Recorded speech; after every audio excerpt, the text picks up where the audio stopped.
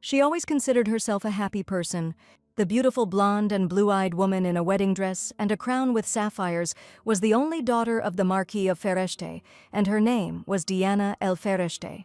Her fiancé was Calypso de Ernst, Archduke of the Ernst family. Diana's father loved his only daughter too much, and because of this, he missed the right time to conclude a marriage union, and therefore she married a duke who only had an attractive appearance and no other merits. However, on the day when they both stood at the altar, Diana was truly happy. He and Calypso had a not passionate but tender love, which soon bore fruit in the form of pregnancy. The Duchess gave birth to Catherine on time, who was as fair-haired as her husband. Her daughter became everything to Diana.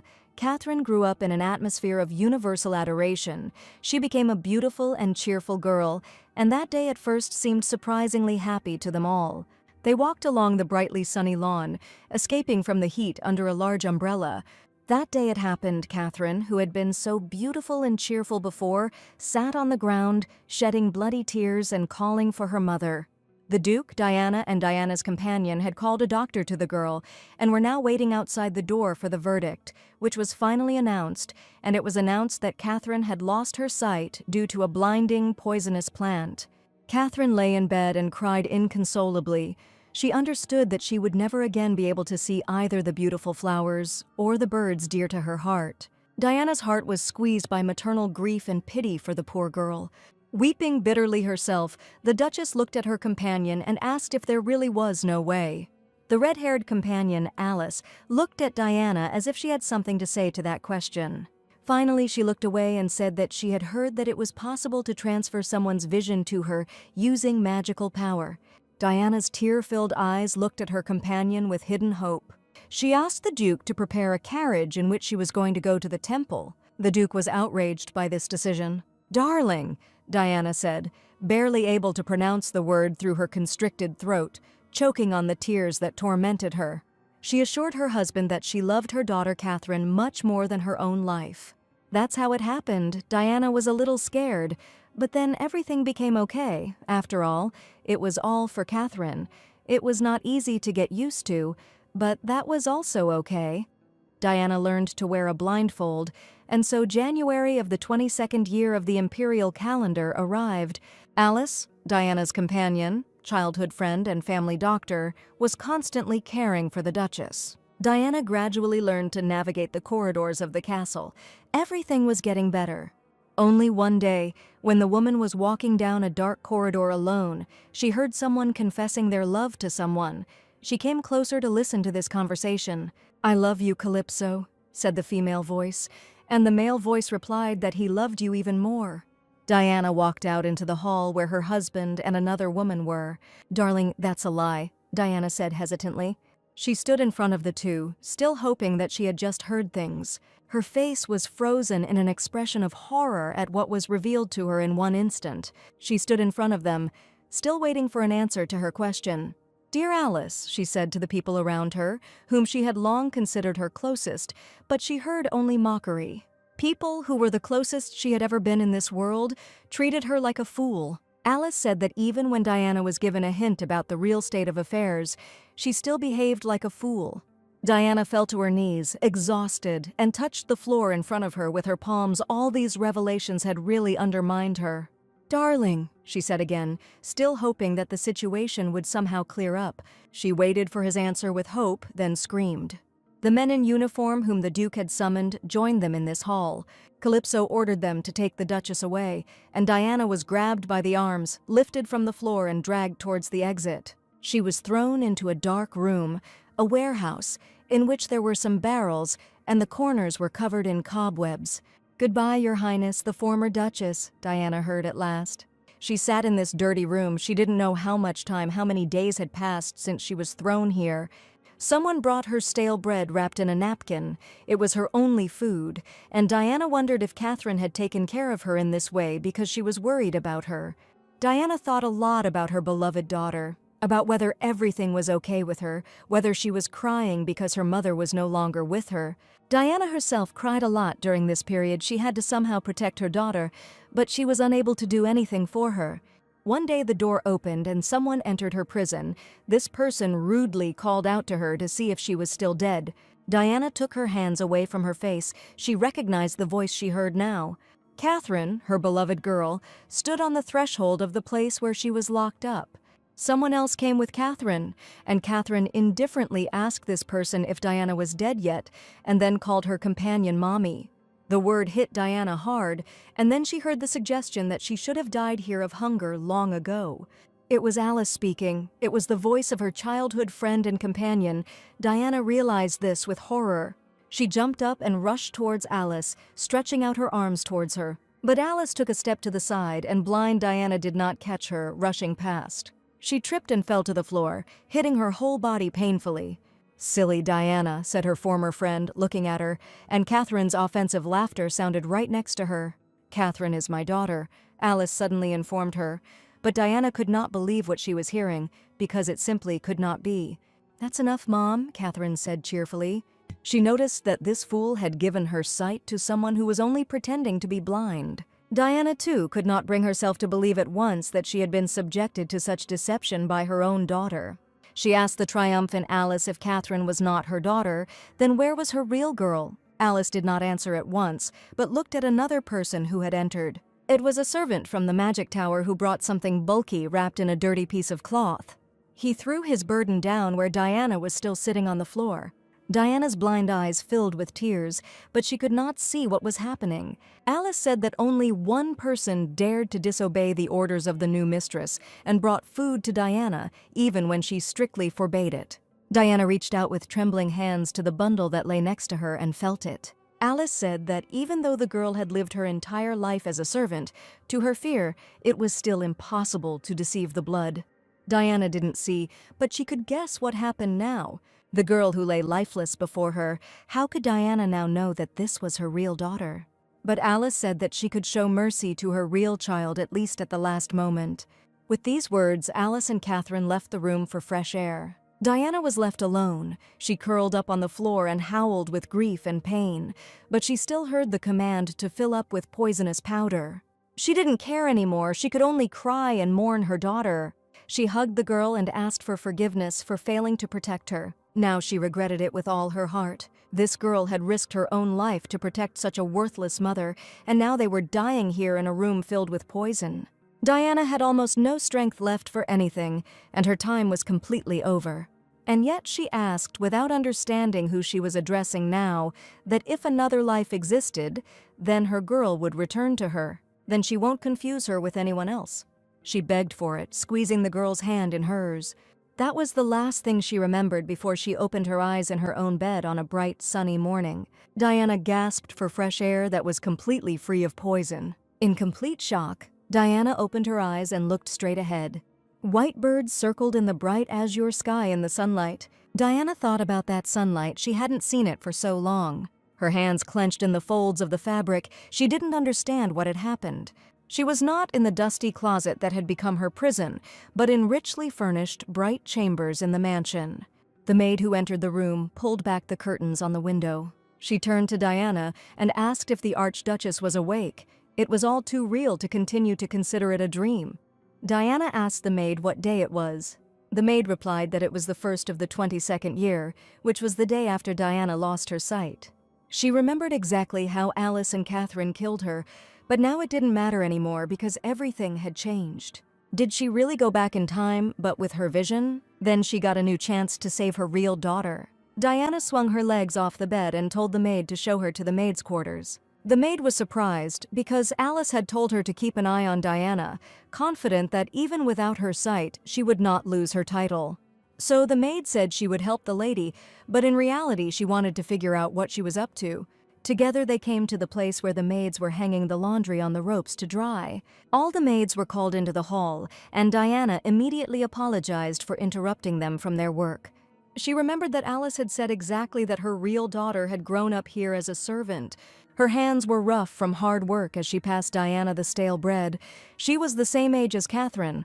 All this information was very little, and Diana knew nothing about the other, but she still had to try to find it. She turned to the maids to explain to them why she had gathered everyone here today. Diana said that everyone knows that she has problems with her eyes, so she would like to say that she hopes for her people. At this time, the maids continued to whisper. They discussed how funny it was to see a blind duchess, and Mrs. Alice was right. Diana not only heard these conversations, but could also see the faces of those speaking from under the veil that covered her eyes. She saw these women for the first time, and they said that now she wouldn't notice even if they started dancing in front of her, and she remembered that she had changed the entire staff before she became blind. But these claimed that there was nothing special about it, and that they could now not worry too much about the quality of their work. She came and told the Duke about it. She did not see her maids, but Calypso replied that he sent the servants from Parashut to another place, but there was no need to worry. It would not be for long, because additional workers were needed there. Her maids wished her well before leaving. Alice then consoled her. She told Her Highness not to be upset. She would recommend her new people who could be trusted. In a burst of gratitude, Diana hugged Alice tightly and said that she already had too many things to do, like finding a way to cure her. Then Diana thought that Alice was doing everything for her, but in fact, everything was thought out and built to the smallest detail. Now she knew that she couldn't follow their lead. She told the maids that they could go.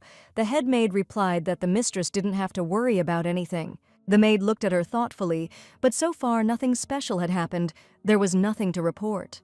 At this time, a girl began to descend the stairs covered with a red carpet in the mansion. The girl was going down, and Diana and the maid were going up the stairs. This girl was Catherine, with white hair and purple eyes. Diana acted as if she was following only the maid. Catherine waved her hand with her fingers spread out in front of her face, checking to see if Diana was really blind. The girl put her finger to her lips and urged them not to give her away. She came very close to Diana to step on the hem of her dress. The thin fabric stretched under Catherine's shoe, and Diana, losing her balance, lost her balance. Her body tilted sharply, and she began to fall, not even having time to instinctively put out her hands to protect herself. As she fell helplessly downwards, she suddenly heard her maid calling out to her from somewhere behind her, a frightened voice echoing in her head, already clouded with pain and shame. And Catherine, not hiding her triumph, with a smug grin on her face, calmly turned around and walked on as if nothing had happened, as if her fall was just a trifle, not worth attention. The maid called on Diana to be careful. She said that Her Highness had apparently tripped, and then asked if she was okay. Diana sat on the floor, feeling pain and humiliation, and at that moment a thought flashed piercingly in her heart, because before she truly loved Catherine, loved sincerely, like no one else in this world. Now all this turned into a nightmare. The husband whom she trusted until the very end turned out to be a traitor. He cheated on her, and his lover turned out to be none other than her best friend. Moreover, even the daughter whom she considered hers, as it turned out, was not real, but a changeling. She sat straight on the marble floor, unable to move, and one single thought flashed through her head. She needed to force herself to accept the new, terrible, distorted reality in which she now lived as quickly as possible. Diana didn't know when they would try to kill her again, but she was sure that it would definitely happen. She pressed her palms to her face as if trying to block out what was happening, and mentally tried to sort out this whole confusing situation. The worst thing was that she didn't even understand how she could now find her real daughter in this ruthless world full of lies and betrayal. And then, in the silence and tension, someone confidently knocked on the door of her chambers. Diana, still feeling weak in the knees, rose from the floor and said in an even voice, "Come in." It was Calypso and his companion Alice. Diana tried to stand straight as if nothing had happened, and not to show that she could still see under the bandage. The Duke approached her with feigned concern and asked how his dear wife was feeling, as if everything was still the same between them. Alice simply stood silently next to him, smiling slightly. Her face was calm, even mocking. Diana replied that she was fine, except that she couldn't see anything. She thought it was very impudent of the two to come to her together, as if they liked to do such things on purpose. "Yes," said Calypso, and did not continue the conversation. "That's good," he said, pulling Alice into his arms. Diana clenched her fists. He didn't even try to hide. He wasn't even embarrassed to show his feelings for his mistress in her presence, confident that his blind wife wouldn't see anything. He was no longer embarrassed by Diana's presence and kissed his lover right in front of her. believing that she would not be able to see it anyway. They said a few more pleasantries that sounded like false concern, saying that it was probably difficult for her to get used to being blind, and that if she needed help, she could always turn to them. But now Diana clearly understood that all these words meant nothing. It was empty, feigned politeness. The people standing in front of her were not her friends. They were not her family, only two-faced false traitors. She was never to let on that she saw everything. She was not to notice how Alice was clinging to her husband. She simply said calmly that she felt a little tired today and would like to be alone. "Okay, rest," Calypso replied with the same false concern in his voice. There was the sound of a door slamming and the room became quiet again. They left. And in the corridor, Alice asked the Duke why he had stayed with Diana for so long, to which he, slightly mockingly, replied that she should not be jealous, since, according to him, she herself had enjoyed the visit. Diana, left alone, stared at her cane standing in the corner of the room, rage seething inside her, and she let out a strangled growl, no longer able to contain her feelings. She walked out of her chambers, slowly and carefully, her steps echoing in the darkness of the deserted mansion, and each step was a step towards a new life without illusions.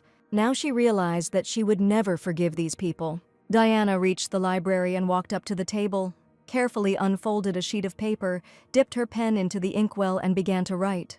She quickly wrote several long letters. These two will still see when she takes revenge on them for everything. Diana El Fereshte was born into the family of the wealthy Marquis of Fereshte and dedicated her entire life to love. She was involved in charity work, helped children in orphanages, and held many events. She also claimed that she was a person who had neither money nor fame. The common people all loved her. She was like the saint of the Fereshte family, descended from heaven. Her fame that she does not differentiate people by status spread far and wide. She even reached the Magic Tower. The man who lived in it spent his time studying magical scrolls and grimoires. It was Mr. Ruri. The attendant had just informed him that a message had arrived for him. Mr. Ruri asked what was written there, and the attendant replied that Marquis Fereshte was looking for a mentor. What did Ruri ask again, without looking up from his book? The servant explained that the Marquis wanted his daughter to study magic. Everyone knew who he was talking about, the one who was called the Saint of the Fereshte family. The attendant offered to send a mid-level mage to her, but Ruri said no. He magically took the message into his hands. Ruri said that he would go to them himself. This caused extreme amazement in his interlocutor, who could not believe that the gentleman himself would go. At this time, Diana sat and thought, trying to imagine who her father would send. All her letters were monitored, so it was necessary to write something ordinary, like a greeting. The magic and alchemy that Diana learned as a child helped her greatly. She gave up practicing magic because she got married. But now, thinking about the past, Diana realized that she needed to study everything thoroughly from the very beginning. "There's someone there!" Diana called out, and the maids heard her voice from the corridor. The maid entered the room, yawning desperately. She pretended to be waiting devotedly for orders. "Diana told me to tell Alice and Catherine at once that she invited them both to tea." The maid thought that it did not look like the same person was standing in front of her as yesterday. Diana asked why the maid did not answer her. Did she really dare to go against the words of the Duchess? "No," the maid cried out and promised to return quickly. Soon the table was set for tea. Diana told Alice, who had arrived, that unfortunately she could not see, but Alice remarked that the Duchess should get used to it by now. Diana thanked her companion for these words. Alice came from the family of Viscount Blair. She was Diana's closest childhood friend. When Alice moved into the mansion as a family doctor, both girls jumped for joy. Now Diana thought they were just being fools. "Mommy, I'm here," Diana heard Catherine's voice. Diana wondered how it was that Alice had dared to make her daughter a servant and her own child a duke's daughter. "Catherine," Diana exclaimed with joyful display. She jumped up and pulled the tablecloth with an awkward movement. The teapot tipped over, spilling tea all around it. "Oh, it's hot," cried Alice. Catherine looked at Diana with concern. "Mom, you burned the doctor," she shouted accusingly. Diana explained this by saying that she still couldn't get used to the fact that she couldn't see anything. Alice angrily thought that Diana was crazy, but she assured her out loud that everything was fine. Alice stood up, saying that she should go and treat the burns. Diana let her go. He and Catherine were left alone at the table, not counting the maids who were doing their work nearby. Diana told Catherine that she had a favor to ask of the girl. She asked her to help her get ready every morning. Catherine wondered why she should do this, since Diana had maids for such tasks. Diana said she just wanted her daughter to read her a book every morning in her beautiful canary-like voice, because it couldn't be difficult for her to do that for her mother. Moreover, Diana gave her eyes to Catherine. The girl thought that the Duchess was really annoying her, but out loud she called her mom and said that she would do everything. She said she wanted to help her. Diana replied that then they would see each other tomorrow morning. Alice hurried to the Duke to find comfort in his arms. She told him that her leg still hurt because of Diana's clumsiness, and Calypso asked how much it hurt. He asked if he needed to look at the damage. The Duke leaned towards Alice's skirts, who tried to object, because the Duchess could come here at any moment. But Calypso did not think that Diana would appear here. There was no need to worry. And yet, Diana suddenly appeared on the threshold of this very room and addressed her dear husband. Calypso asked what she was doing here. Usually she never came to his office. She was afraid that she would disturb him. He thought that suddenly she noticed something. Diana sat down on the sofa next to the Duke and, sobbing, reported that the maids were ignoring her, constantly whispering that she had become a blind archduchess. She said she couldn't do it anymore. Diana announced that she would fire them all, which caused outrage in Alice, who had worked so hard to select them all. But the Duke did not allow his mistress to say out loud what she thought. Alice stood up to leave, thinking only the worst about Diana. Alice left the office feeling upset. Diana asked her husband to return to the mansion those servants whom she had previously hired herself. Calypso objected that he had already explained that some people needed labor. Diana replied that she would then send a letter to the Marquise. "Wait," said Calypso, looking at Diana. This woman looked exactly like her father, the Marquis. Calypso could not get used to it, could not love her. The Marquise's power could be compared to that of the Emperor, so the Duke took his daughter as his wife. There was no other reason. Luckily, stupid Diana was quite useful. After the wedding, quite a few donations came from her family. Looking at all these funds, Calypso understood that he would not go broke and would even be able to start a new business. But this also had its dark sides. For example, memories of that conversation with the Marquis. The Marquis dared to tell Calypso exactly what he should do. But the Duke wanted to seize the influence of a powerful family, and not at all the interference of an arrogant old man in his affairs. It was impossible to allow the Marquis to find out about everything that was happening between them now. He asked Diana if it would be enough for him to bring Shane and Milan back to the mansion. Diana threw herself on her husband's neck in gratitude. Great, she thought. This is where it all begins. For the time being, Diana had to lead a rather secluded life. She finished reading books at a very late hour. No one called her. No one was interested in her, even at such a time. Apparently, no one cared at all whether she was starving here or not, but it didn't matter that much to her either. Diana thought that she would fire all the staff tomorrow anyway. Even before her rebirth, she often remained hungry. Diana stood in her room in silence and darkness. She looked out the window and could see the full moon shining over the mountains. Suddenly, Diana felt some unusual foreign presence. She couldn't understand why such a strange and strong wind had suddenly arisen. "Ouch!" Diana cried, staggering on her heels. "Oh, I didn't expect that!" She heard a completely unexpected voice. A tall man with long red hair supported Diana by the shoulders and said that he found her beautiful. He did not expect his student to be like this. He said he was glad to meet him, but Diana didn't understand what this man was doing on her balcony in the moonlight. Diana asked him who he was. The stranger replied that he was the next candidate for the master of the magic tower, sent here by Diana's father. Diana began to guess who it was, and the stranger confirmed that he would become her teacher. Diana thought that her father had gone a little overboard in fulfilling her request, but it was no longer possible to turn back and dissuade him. She didn't even notice that a gust of wind had torn the veil from her face. The stranger handed it to her and asked if it was hers and why Diana was wearing it. She replied that she had become blind due to an accident, but the magician did not believe her. He said it was very strange. Diana realized that she might not be able to deceive the wizard. The magician suddenly said that he was joking. He himself seemed very strange, but it was still good that he didn't expose her. The stranger helped her put on her veil.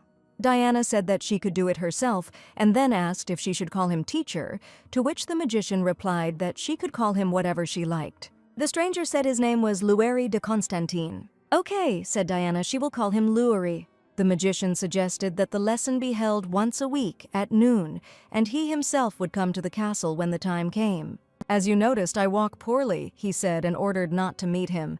He offered to do everything so that she would be comfortable. Diana asked if it was true that wizards did not adhere to formalities, and the magician asked if she did not like it. Diana laughed and said that on the contrary, it was good and convenient for her. She will be looking forward to her first lesson. Suddenly, Diana grabbed her head, and the magician asked her what happened, calling her sister. Diana only thought that everything was starting from the very beginning. It was as if she heard someone saying it in her head, but she couldn't figure out what kind of voice it was. Above, a huge full moon stood alone. One of the maids who had returned to serve Diana, bursting into tears, said that this could not be. The second asked how this could happen. Diana explained that it was, of course, hard to believe, but that was exactly how things were. She explained to Milan and Shane that everything she had just told them was the pure truth. One of the girls asked what Her Highness was planning to do. Diana firmly stated that she intended to take revenge. She was going to take revenge on these animals in any way possible. Milan rushed closer to the lady, and Shine called out to her. Milan fell to her knees in front of Diana and addressed her. She said it must have been hard for her to cope with all this alone. Milan assured that they would dedicate their entire lives to serving Her Highness. They would definitely help their mistress. Shine also knelt down. Both girls assured that they would do whatever the Duchess ordered them to do. Diana thanked both girls. She asked if she could ask them for something. When all the maids had gathered in the hall of the mansion, Diana congratulated them on the start of their work in the Duke's house. She handed out purses to the girls, who looked at them in surprise. Diana asked if everyone had received their wallets.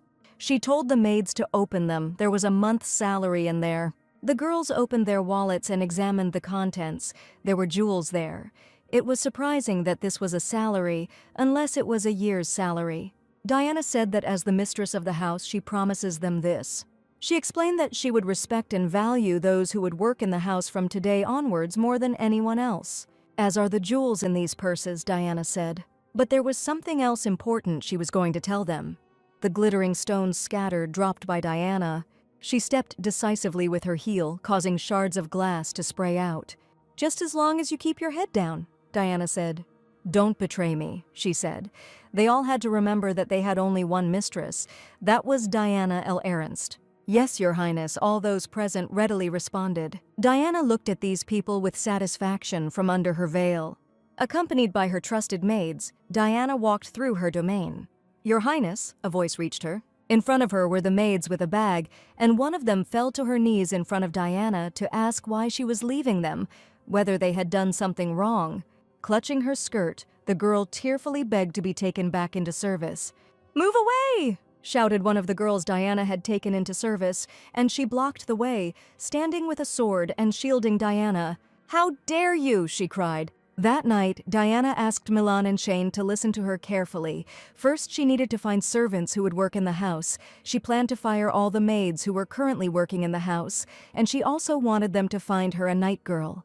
This surprised Shane, and she asked if it was possible to ask the owner to fulfill this wish. Diana explained that this girl must be an unregistered knight. She would have to wear a maid's clothes. She will be entrusted with a very important job. Now, a night girl named Valinda was protecting Diana with a sword in her hand, but the girls who were begging for their jobs back didn't seem to even understand what exactly they had done wrong. They simply betrayed Diana, sided with Alice for just a few pennies, and now they thought it was possible to simply ask for forgiveness. Diana will never let them in here again. Alice also watched this scene, but from afar. She thought that she had told all these girls to behave decently, but they had made mistakes, and now they looked so pathetic. Alice just felt that something was wrong. Thus began a new period of life in the ducal mansion. Of all the staff, the Duchess left only one servant, Julia. Diana explained that Julia might know a lot about Alice's plans, so now she needed to be watched closely. Then she asked Milan what about her request. Milan replied that nothing had yet been found out about her real daughter. As Diana described, the skinny 15-year-old girl with hands as rough as wood was not found in the house, just in case Milan is searching throughout the entire territory of the duchy. Diana told us to keep looking. She couldn't understand at all where Alice was hiding her daughter. Alice, who deprived her of her sight, was going to deprive her of her title and life. Diana told Shane to bring Catherine to her. The maid went to fetch the girl, but Catherine was outraged that she was being called again. Shine explained that Her Highness would like to read, and Catherine stated that she had already come for it that morning. Shine noticed that it was already noon and asked to be forgiven. Catherine believed that if she didn't see anything, then let Diana live in silence. As soon as her mother became a duchess, everything would be different. Then Diana would simply become nothing at all. The girl angrily hit the objects on her desk with her palm, and they scattered. The teapot and cups flew off the table, breaking into pieces. Catherine stamped her foot in a blue slipper. "Hey, come out!" she shouted and kicked the closet door. A frightened girl with golden hair appeared from behind him and asked why Catherine had called her. Catherine demanded that she come out faster and grabbed her by the hair. Catherine pushed the girl towards the shards to get her to clean them up. She told me to leave it clean when she returned. Catherine named the girl Azel and asked if she understood everything that was entrusted to her. "Mother," said Catherine, entering the room of the Duchess, who was drinking tea, and on the table near her lay whole stacks of books. "It's me," the girl said from the doorway. Diana sternly informed her that she was late. Catherine apologized and explained that she had completely forgotten, and Diana thought that this girl thought that she could do anything and would be forgiven for anything. Catherine added that she fell asleep while reading the book, but her mother would forgive her for that. Diana replied that whatever the reason, she was still late. Apparently, she still didn't know that it was a lady's duty to never be late. Catherine replied that she knew that. She didn't understand what had changed in Diana. Diana strictly told the girl not to be late next time. Then she pointed to the tea table and explained that these were the books they would have to read today. There were a lot of them. Diana noted that she could no longer read books herself, so she would be very happy if her daughter helped her, to which Catherine objected that the Duchess had maids for this purpose. Diana replied that she really enjoyed listening to her daughter's voice, so she could do it for her mother's sake, and the girl did not dare to object anymore. She started reading the first book and put it aside only after an hour. Crossing her arms over her chest, Catherine said that her throat was starting to hurt really badly from reading aloud for so long. Diana thought that the girl had always been impatient, but she never told her about it because she loved her before. Everything happened much faster than Diana imagined. She said that Catherine was already 15, and it seemed that she had raised her too weak. Diana said that tomorrow, Sawyer's son from the Duchy of Iberg will arrive. The meeting will need to be cancelled. This will be Catherine's punishment. The girl jumped up in extreme indignation. She could not believe that Diana was talking about this. Diana asked thoughtfully how she could introduce a lady to the Duke's son when that lady did not even fulfill her obligations to her own family. The Duke's son meant so much to Catherine that she simply radiated waves of anger towards Diana. She had been looking forward to this day so much. She was going to spend time alone with her new acquaintance. Her father and mother had no connection with the Duchy of Iberg, and only Diana could help her, so now Catherine burst into tears. Besides, she heard that they might get married if she had known in advance. She would have tolerated Diana's whims a little longer. Diana looked at her with a gentle smile and said that if the girl obeyed her, she would later make a new appointment with the Duke's son. "True?" Catherine asked incredulously, and Diana replied that yes, because she loved her.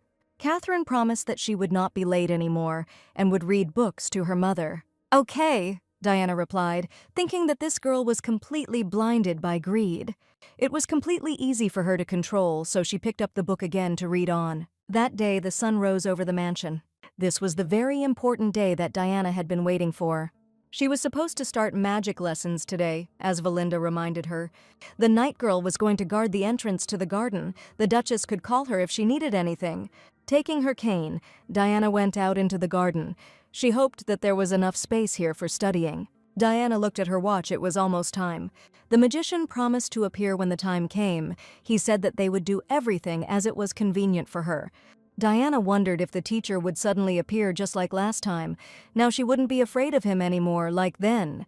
The clock hand has reached the required point. The magician appeared at that very moment in the glow of the flames. "Hello, sister," he said to Diana. He stood very close to the woman. Diana greeted him. Luri asked how she was doing and said that he himself could not wait for this day to come. The magician smiled and said that she was his first student and it was an honor. Diana chuckled. She couldn't help but agree with his words. "Well," said Lueri, "let's begin our lesson. Magic, attack, defense, or oppression," Lueri listed, offering Diana to choose whatever she wanted. Diana thought, trying to remember the last time she used magic. Finally, she replied that she wanted to relearn the basics, and Lueri said that was good, told Diana to straighten her shoulders, and they would begin to learn slowly. At first, Lueri suggested learning to release energy. "It felt like the flame was dancing right in the palm of my hand." Lueri had a knack for handling fire and asked if Diana knew that each energy had different properties. Fire, water, ice, earth, wind, and a sixth element, you could use magic that suited the properties. Lueri said that he belonged to fire, and then asked what element Diana had. She replied that she had ice. "Let's try," said the magician. Diana was very scared to start this. She tried it. She didn't think it would be this bad. "Little sister," said the magician and took Diana by the wrist. He told her to relax her hands and concentrate to draw out the magic, opening her hand as soon as she felt the power in her fingertips. Diana closed her eyes, trying to feel it. She just needed to focus, concentrate, and gather the power of magic from your fingertips. Diana didn't know that her attempts were being secretly observed. The Duke stood in the shadows and looked at Diana. Diana was summoning ice magic, and there was a man standing next to her who was explaining something to her. Diana opened her eyes and saw the result of her efforts. Finally, it worked. She turned to the stranger with a triumphant smile. He took her hands and said that she was doing well. It was then that Calypso came out into the open, finding his wife in this ambiguous situation. The Duke's face was stern. "Darling," he said, looking at his wife. He asked who was next to her, and Diana explained that it was Lueri, her magic teacher. "Magic," Calypso repeated, puzzled. Diana reminded the Duke that she had recently gone blind and could no longer read books to learn magic. This made Calypso think. The Duke and the magician's gazes met. Diana thought it was funny because the Duke had no right to be jealous of her after everything. After all, he himself had an affair with her companion. "Lueri," Diana called out to her mentor. She introduced him to her husband, Calypso, and the men greeted each other.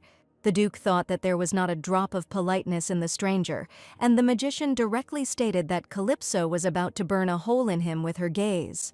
Catherine was also watching the proceedings from her position near the flower arrangement. The girl came closer and asked what Mom and Dad were doing here. Diana noticed that Catherine's voice seemed hoarse from reading aloud every day, and she told the girl to say hello to the magician too. Diana said that this stranger was her magic teacher. Catherine indifferently replied that she didn't care. "Your Highness," the girl heard with surprise. Lueri noticed that the girl was strangely not like her mother. Calypso said it was a very rude remark, but Lueri was puzzled and said he didn't see anything wrong, he was just telling it like it was. Diana replied that Catherine looked like her husband. Lueri noted that in that case it was even stranger to see something rude in what he had just said. Calypso stated that no matter what kind of magician Lueri was, he just smirked in response and said that even so. In an instant, he summoned a firebird. Calypso asked what he was doing, and Lueri replied that he had the manners and status of a nobleman. He reminded his interlocutor that this had no significance for the Magic Tower. It was a power beyond human capabilities. The Magic Tower was a place where only those with magical talent could enter. It was a society based on ability rather than status. Mr. Lueri, who was an authority in the tower, found Calypso funny. The Duke seemed to sense it too. He made an excuse that he still had a lot of things to do today, so now he needed to leave, and he ordered Catherine to follow him. It seems that magic was something truly terrible. Diana told Catherine to stay late, although the girl did not understand why she should do this. Diana had one request for Lueri. She wanted magic lessons to be held for her daughter as well. "Magic?" Catherine asked, slightly hesitantly. Diana replied that magical abilities are passed down through generations. In the human world, magical abilities are given randomly. They can manifest in anyone, regardless of origin. So magical abilities can be found in both slaves and members of the royal family, of course. If a parent has magical power, it is passed on to the child by inheritance. Catherine looked at Diana. For some reason, she became worried. Was she afraid that she would find out that she was not her daughter? The girl said that she was not interested in magic at all, and Diana said that magic could be very useful if you learned it. Diana assured that she was not telling her daughter to go to the Magic Tower or become an imperial magician, but it was all for the sake of her future. She reminded the girl that she was the only daughter of Archduke Ernst.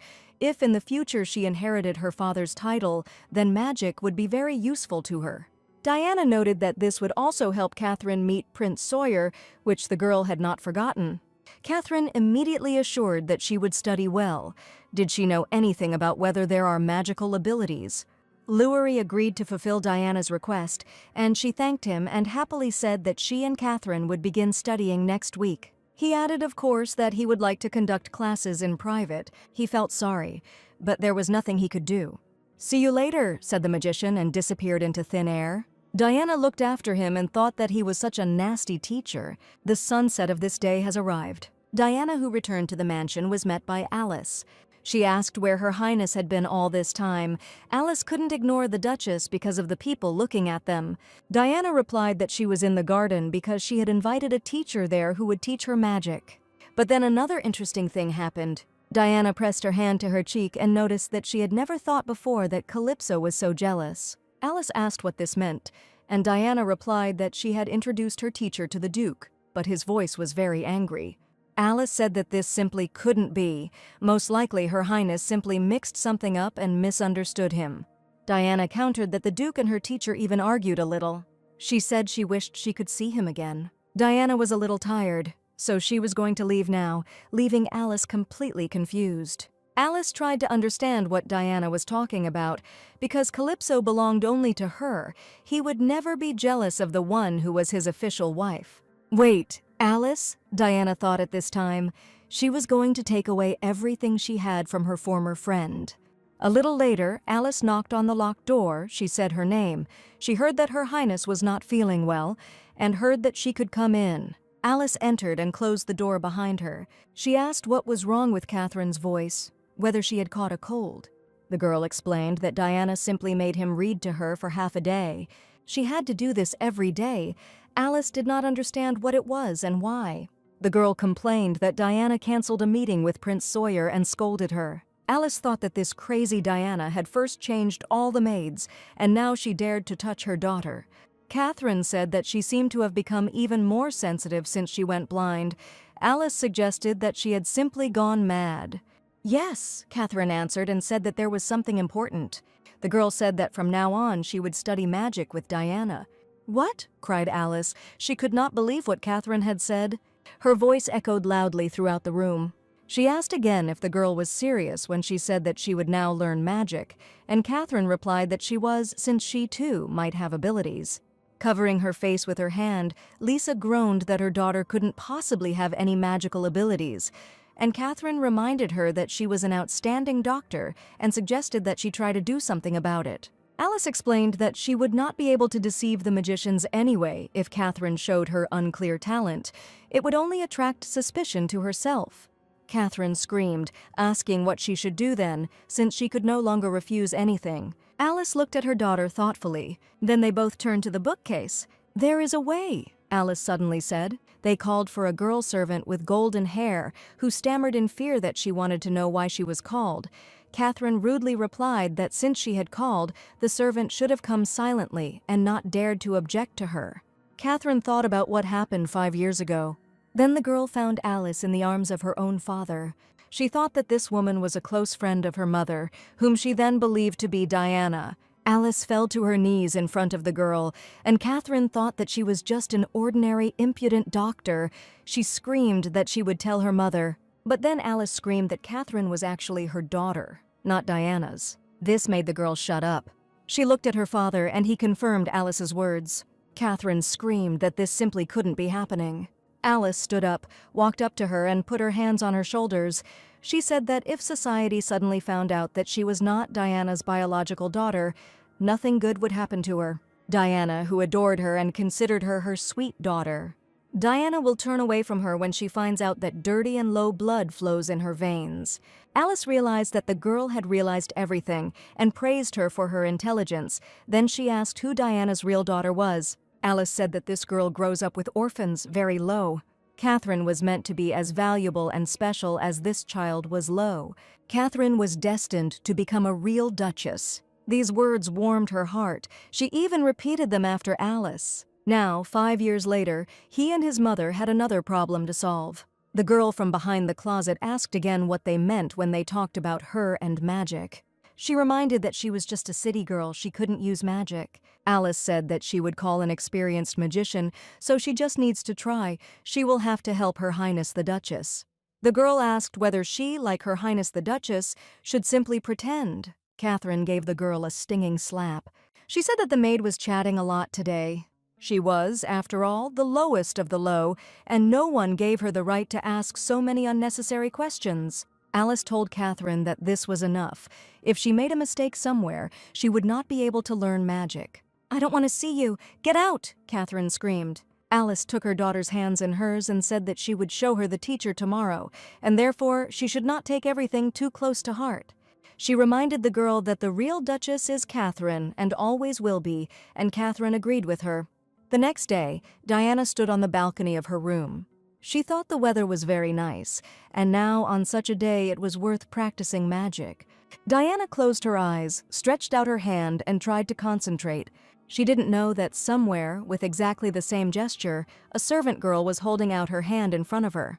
The magician explained to Alice that the girl had abilities, but they had not yet been defined. He said it was strange. Even if the mana was very weak, it should have released at least a small charge. It seems this child won't be suitable after all. Alice chuckled. It was her hidden mockery of Diana. The Duchess's own daughter was completely useless anyway. Alice told the attendant that they didn't need any extraordinary magic. Until next week, the girl only needed to be taught how to release magic. Alice relied on the servant in this, and he promised to try. Ice crystals swirled in the sunlight near the balcony. Diana wondered what Catherine would do next. She was so selfish, even though she had not a grain of talent. Diana thought that this would all be interesting. Her eyes lit up as she thought about all this. Talent, she thought. This child will be like her. She remembered squeezing her hands in her last moments. Ice flows circled around the balcony. Diana thought about her sweet daughter, whom she would definitely find. "Your Highness," she suddenly heard a voice. The maid said that she had brought lunch. Diana allowed her to come in. Milana set the table for the meal. Diana thanked her and sat down to dinner. Unfortunately, she had no appetite at all. Suddenly, Diana noticed something. She scooped up a spoonful of soup, but didn't have time to bring it to her mouth. The red hair of her magician teacher was visible outside the window. Diana realized that it seemed like this man was here. "Sister, it's me," said Lueri and asked to open the window for him. He said that he had come for extra classes. Last time they had very little time, and besides they were constantly interrupted. Diana thanked him for his attention. She asked if the magician had already had lunch. Lueri replied that not yet. He asked if everything was okay, since he had come to teach her. Diana explained that she was simply inviting him to share a meal with her, and also said that there were many things she would like to know from him. They sat down at the table. Diana said that the food had just been prepared, so it was still hot. Lueri said it looked delicious.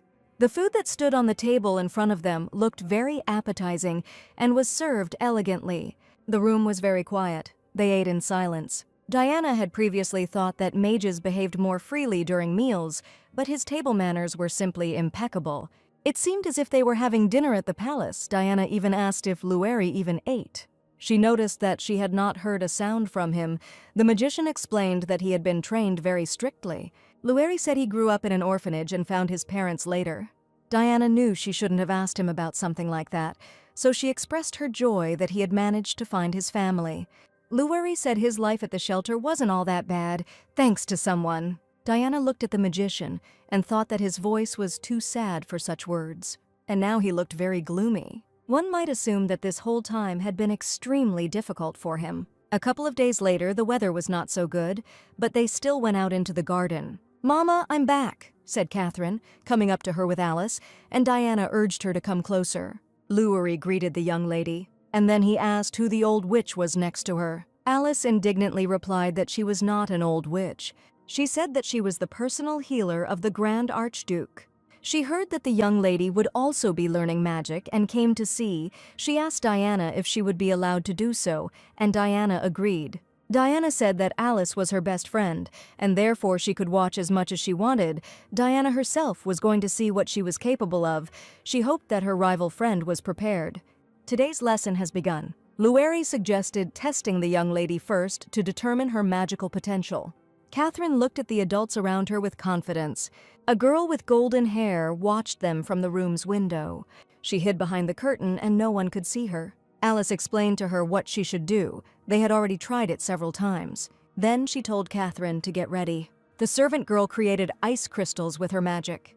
Excellent, Alice approved, and Catherine said that she thought it turned out very well. Alice said that the lesson would start soon. She was going to accompany Catherine, and the girl said okay, but immediately called Alice Mom, and only then corrected herself and called her a doctor. Catherine told Azel, the servant girl, to try harder this time and make sure to do everything right. Yes, my lady, Azel answered her. She believed she could do it. Now Catherine was standing on the lawn, and the mentor was telling her that if she had mana, she would feel the energy flowing inside her. He asked if she could feel it, and Catherine said of course, but Lueri wasn't so sure. He told the girl to try to concentrate the energy in her hands. He assumed that her element should definitely be ice. I understand, said Catherine, and thought that she would be able to do it because that commoner would simply cast a spell for her. Catherine extended her hand and took a few steps across the lawn. Her open palm supposedly summoned magical power. Alice watched her daughter's actions with alarm. This can't be, Catherine cried. Diana asked what happened, what about the results, and Lurie just sighed at that. He said that the young lady had failed. Alice asked that her ladyship give the girl another chance. She suggested that Catherine failed because she was too nervous. Catherine confirmed this and asked to let her try again. Lueri noted that there was no point in this. No matter how many times she tried, the results would be the same. Lueri believed that the girl had no mana at all. No way, Diana said. She knew that magic manifested itself more easily in youth, and besides it was passed down through heredity. It was so strange, Diana said, because Catherine was her daughter. Lueri agreed with her and said that he had never seen anything like it before. Catherine thought angrily about the commoner who dared to humiliate her in such a public manner. The girl looked at the window with hatred. Somewhere there must be hiding the one who had let her down so much. Diana told Catherine that there was nothing that could be done. Now the girl will have to learn magic alone. Catherine screamed that this was some kind of mistake. The girl tried to argue, but Diana did not let her continue. She approached the girl and said that an honest lady should understand that she may not be able to do something. The girl looked into Diana's face. Then she screamed that she hated them all and ran away. Alice tried to call out to her. Diana, however, thought at that time that there was no need to be so upset, because things would only get worse. Catherine ran down the corridor and thought that this commoner had destroyed everything. She thought about Sir Sawyer. In order to at least get closer to him, it was necessary to please Diana, to become good for her. There was only one thought running through Catherine's head, and it was about Azel. Catherine screamed that she would kill her. She opened the door to the room. Catherine walked in and looked at the green curtain fluttering in the wind. Alice said she thought the young lady was deeply disappointed. Diana thought she was the only one here who had the right to feel disappointed, all her noise and whining, and in the end she turned out to be nothing more than an empty shell. Diana sighed and said that she was indeed a little ashamed. It would be better if her daughter was like her. Lueri agreed, and noted that this was true, especially if it was a member of the Fereshta family. Lueri had an idea of who the girl looked like most. He quite unceremoniously pointed his finger at Alice and said that Catherine looked like her.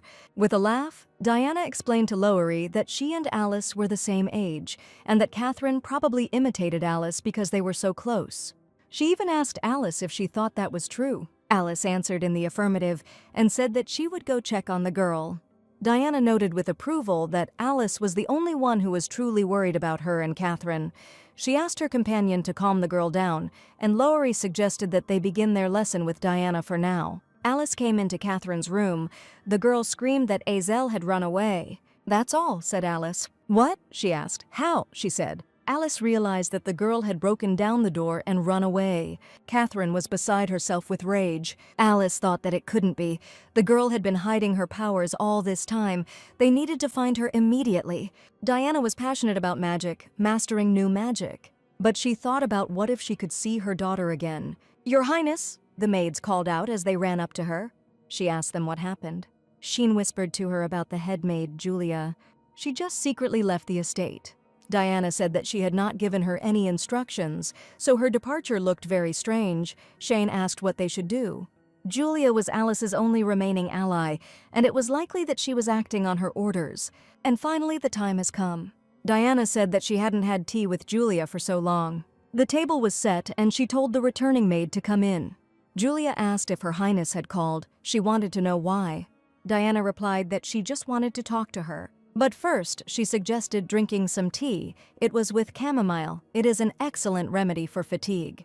Julia obediently took the cup and began to drink tea. Suddenly she dropped it and the tea spilled all around. She exclaimed that something was wrong with this tea. "Where is my daughter?" Diana asked her sternly. Julia asked with concern in her eyes what exactly the lady was talking about, as if hoping for a saving ambiguity, but then added that she knew exactly what they were talking about now and was sure that she understood the hint. Julia coughed violently, as if the tea she had swallowed had gone down the wrong way, but Diana calmly and coolly explained that even if she spat out all the tea, it would not help her. The potion was too strong. She said that even a tiny drop of this drink was enough to bring forth the truth, because it was a truth serum. Diana was the only one in the estate who could make it. It was an alchemical potion created with magic. Diana, frowning, leaned closer to the trembling maid and asked directly, without beating around the bush, where her daughter was. Julia, swallowing hard and stumbling over every other word, admitted that her daughter had run away from the mansion. She added that training new maids in this place was always difficult, and Lady Alice had not shared any important details lately. But that time Lady Alice came to her herself. She reported that Azel had run away. She reported that Azel, the same girl they had hidden for so long, had used magic to escape from the estate. Alice ordered to return it no matter how, but it had to be done. With these words, she handed Julia a heavy bag clicking with coins and ordered her to begin searching immediately. Julia understood everything without words and solemnly promised to begin the search that very minute, without wasting a second. She worked as a maid in Catherine's room. This girl was bullied every day without mercy. Perhaps Azel simply couldn't bear it any longer and decided to escape, despite all the dangers. "This is just ridiculous," Diana muttered. She insistently demanded that Julia describe what the girl looked like. Julia, not without hesitation, answered that the girl had light, almost golden hair. This hair was remarkably similar to Diana's own golden locks, like a reflection. She also had emerald green eyes, also exactly the same as Diana's. Diana screamed that Julia had known all along and still chose the other side, but Julia suddenly laughed, a long, loud, and malicious laugh that echoed in the walls. She exclaimed that it was not every day that one got to witness such a tragic story. She thought it was delightful. Her laughter, crazy and jubilant, literally drove Diana to despair and pain. Meanwhile, the girl ran through the forest in panic, stepping right into cold and deep puddles in her light shoes. She tripped, lost her balance, and fell straight into the mud, soaking wet. She lay there, breathing heavily, and thought that she could no longer even move, so great was her exhaustion. And suddenly she heard footsteps. Someone was walking straight towards her, and she turned around with difficulty at the sound. It was a tall man in a long cloak with a hood that completely hid his face. "It's so funny," Julia told Diana, throwing up her hands. Julia stated that this is exactly why she loves Lady Alice so much. She is cruel and ruthless. "Belinda," Diana called to the night girl. She ordered that Julia be killed without delay. Belinda was surprised, and Diana asked her. Diana burst into tears and asked to remove this devil from her sight. That evening a storm raged outside the window. The rain lashed the glass with such force that the garden was barely visible. The maids silently cleaned the room and wiped the blood from the floor. The efforts of the cleaners hid the marks on the floor. While the maids were tidying up the room, Diana stood at the window, looking out into the rain, lost in her thoughts, full of pain and regret. Shane and Milan exchanged glances. Exchanging gestures, their mistress looked completely different than usual. Diana looked completely different from herself. This is the first time, Diana thought. She had never killed anyone before. It was pouring rain, and the blossoming roses in the garden were getting wet, and the room was covered in blood. Diana felt horror at what had happened and at herself, because she had crossed the line beyond which there was no forgiveness. But in this estate she could not afford weakness. Any mistake could be fatal. There was still dirt in the room that needed to be removed immediately to erase the traces of the tragedy. Diana asked Milan to find Catherine and bring her to the reception room for a talk. It was necessary to tell the girl to wait. It was really important and urgent. At this time, the girl with golden hair was calling on her magical powers. She attacked a sword-wielding stranger in a cloak. So far, the girl was clearly weaker than her opponent. The attacker's face was completely hidden by a hood, and the girl could not understand who it was. The girl couldn't understand who it was. Had they already sent someone from the estate? Then the girl realized that she seemed to have already used up all her mana. It was bad. The realization that her mana was gone came suddenly. She collapsed to the ground, losing her strength. The large house they approached stood on a remote path, covered by gray clouds and pouring rain. The woman in the green dress carefully covered the already sleeping children with a blanket, not expecting guests. But then there was a loud and decisive knock on the door. The woman in the green dress opened the door and asked what brought the unexpected visitor here. The man in the hooded cloak held the girl in his arms and said that he needed to bring her here. The woman looked at them carefully and noticed that the girl was in a terrible state. She said that first you need to follow her. At the same time, Diana was restlessly pacing the corridors of her mansion, clenching her fingers into fists. Just think, all this time her daughter lived right here, being a servant in Catherine's chambers. She saw some kind of energetic glow. It was probably the mana with which Diana opened the door. With this mana, Diana opened a secret door leading into a dark, dusty room. Everything here was so dirty, so squalid, so covered in cobwebs that it was impossible to imagine that anyone lived here.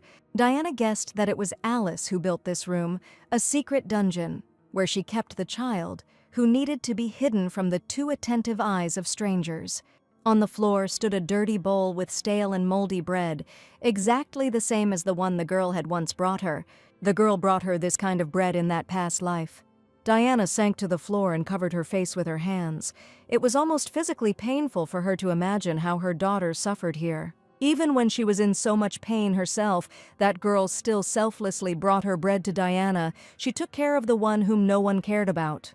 Diana cried bitterly, tears rolling down her cheeks. She did not recognize her daughter, and now she could hardly fix it. Meanwhile, Catherine was sitting on the sofa in Diana's room, waiting for the meeting. "You're already here," she said with slight irritation as Diana entered. Diana came closer and said that she had made the girl wait too long. "Catherine," Diana said almost solemnly. She had been thinking for some time about appointing a new teacher of magic for private instruction. After all, if Catherine was her daughter, her lack of magic was very strange. Lueri must have made a mistake when he tested her for magical energy. Catherine replied that she only wanted to marry young Master Sawyer as soon as possible. She was very busy learning the etiquette for her debut as a beautiful girl. She had absolutely no time to practice magic. "Catherine," Diana said, and suggested that she look at her mother. It is necessary to study magic at an early age so that she does not regret it later. She really didn't want Catherine to have the same regrets in the future. She didn't tell her that she actually wanted this girl to suffer twice as much as her real daughter. "Well," said Catherine, she was clearly feeling impatient after sitting there for such a long time. Catherine asked if she could go since they were already finished. The girl walked away, looking back with a displeased expression. Diana did not look after her. She again hid her face under the veil, concealing her apparent blindness. "Then take care of yourself, mother," said Catherine, walking away down the corridor of the mansion. Diana looked at what she had brought from her daughter's closet, an object wrapped in an old blanket. It was probably a girl's diary, a neat little book with a picture on the cover. "It can't be," thought Diana, opening the first pages with trepidation and reading what was written on them. It turned out that the girl already knew everything. The orphan girl knew that the lady of this house was her biological mother, but she did not reveal her knowledge in any way. But Diana didn't recognize her and loved someone else's child instead of her. The girl saw all this constantly. She could become disappointed in her stupid mother. It could be that this is precisely why she has now run away somewhere. Diana cried and asked for forgiveness. She promised that she would find the girl. It was just necessary to wait a little longer, to be patient just a little bit for their meeting in this life to take place. Meanwhile, the girl was lying in bed. Her face was burning. She had a high fever. Alice thought that all this seemed very suspicious to her. She personally checked all the shelves and did not find what was supposed to be there. Now she demanded an explanation from the servants of the mansion and was going to find out the truth, no matter what the cost. Alice walked restlessly along the corridor, trying to find Julia. She had already gone to all the usual places and even looked into the empty room herself, but she did not find her faithful assistant anywhere. She frowned, thinking that the lack of news for several days was not at all accidental. Apparently something bad really happened to Julia during her last mission, when she went to look for that very girl. While Alice was absorbed in these disturbing thoughts, she was suddenly called out to. The voice belonged to Diana. The Duchess stood nearby, leaning on her cane, and next to her was one of the maids. Diana asked anxiously if everything was all right, explaining that the maid, Shane, had noticed that Alice's complexion was sickly pale, but Alice, quickly pulling herself together, hastened to retort that everything was fine and there was no reason to worry, and then asked where Her Highness was heading. Diana smiled and said that she had another magic lesson today to demonstrate her successes. She raised her hand and ice crystals shimmered above her palm. Alice grinned and with a hint of irony noted that she saw it. But before Diana could respond, something unexpected happened. One of the ice sparks she had created hissed and flew straight at Alice. Alice screamed and fell to the floor, and the blind Duchess jerked, gasped, and asked in fear what had happened. The maid quickly explained that perhaps a magical spark had accidentally bounced off and touched Lady Alice's dress. Diana frowned and said that this shouldn't be happening. She was sure she had everything under control. Alice threw a look at the Duchess in which poorly concealed anger was visible. The Duchess hastened to say that she was still a newcomer to magic and could make mistakes, and then asked anxiously if Alice had been hurt. Alice, barely containing her irritation, responded with feigned ease that she was fine. However, her hand involuntarily froze over the hem of her dress, in which a torn hole now gaped. She said coldly that she would go upstairs to change and formally wished the Duchess success in her magic studies. Diana regretfully asked to forgive her for this incident and added that Alice should be careful on the way. Alice, with one last sidelong glance over her shoulder, left. Diana also looked at her from under the bandage. She guessed where she would go now. Turning to Shane's maid, Diana told her to take the tray of tea and take it to Duke Calypso's office. That was exactly where the Duchess herself was now heading. When she approached, Calypso was just sorting through documents at his desk. He looked up from his papers when he heard Alice's voice. Alice entered quickly, without greeting anyone, and with an expression of indignation threw a piece of torn dress on the table. The Duke asked her what was the matter, and Alice, angry and all ablaze with indignation, said that he had no idea how many times this had already happened. Meanwhile, Diana was already in the next room. She told Sheen that she was entrusting this to her, and the maid agreed. With a table loaded with food, the maid set off to carry out the errand. She took the tea to Alice and then went out. The girl deliberately left the door slightly open, so Diana was able to quietly approach and remain unnoticed near the doorway, listening to what was happening inside. Alice was the first to speak again, demanding when everything would finally happen. Then, in a raised voice, she asked when the Duke intended to make her his lawful wife. Calypso calmly told her that Diana was still alive and asked her to wait a little longer. Alice couldn't help but scream, asking if he really wanted her to wait until Diana grew old and died. Calypso was clearly agitated and annoyed by this onslaught. He said that they would have to wait until the Marquis gave them something important. Diana wondered outside the door what it could be. Calypso said he needed money, that's why he married Diana, and Alice knows it too.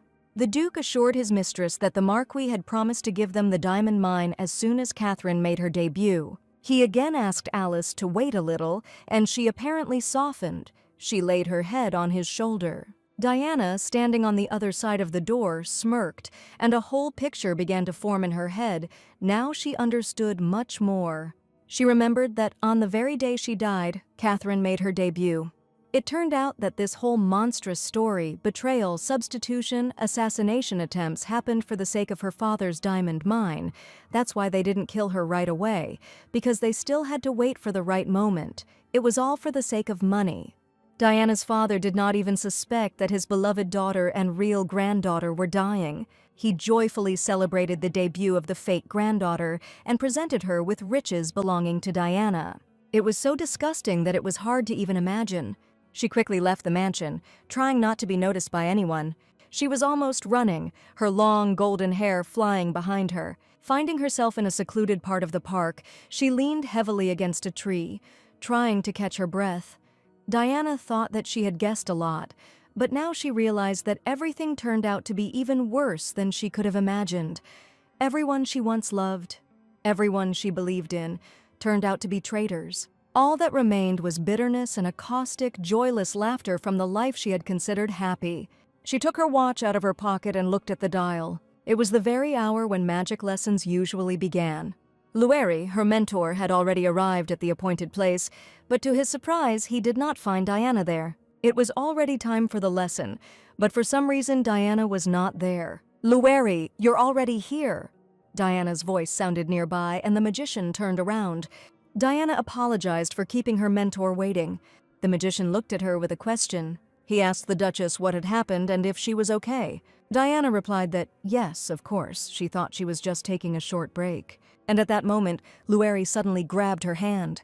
Lueri looked at Diana intently, and with a serious note in his voice asked her directly why she continued to pretend in front of him. He gently but insistently ordered her to turn to face him, as if he wanted to look into her soul. Not wanting to reveal his secret, Diana slightly shrugged her shoulders and answered in a restrained voice that there was no point in it, because she couldn't see anything anyway, so why look? Lueri said she could see everything. She still looked away, holding on to her mask, not daring to reveal herself even to someone who clearly knew the truth.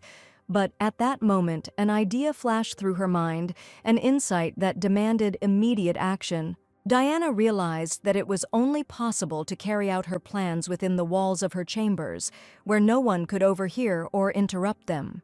She pulled Lueri decisively after her, entered her room and slammed the door behind them to hide the conversation from prying ears. Diana pinned Lueri against the wall and asked him how he knew all this.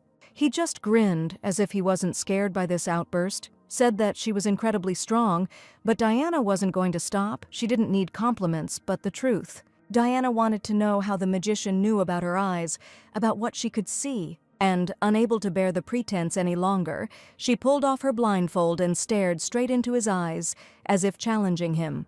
Lueri froze for a moment, looking at her without answering. Then Diana continued, demanding an answer. If he knew everything, then why was he pretending? The magician looked away for a moment. His confidence seemed to waver. He hesitated. Then he said that he just liked Diana. Diana raised her eyebrows in surprise, and her gaze became wary.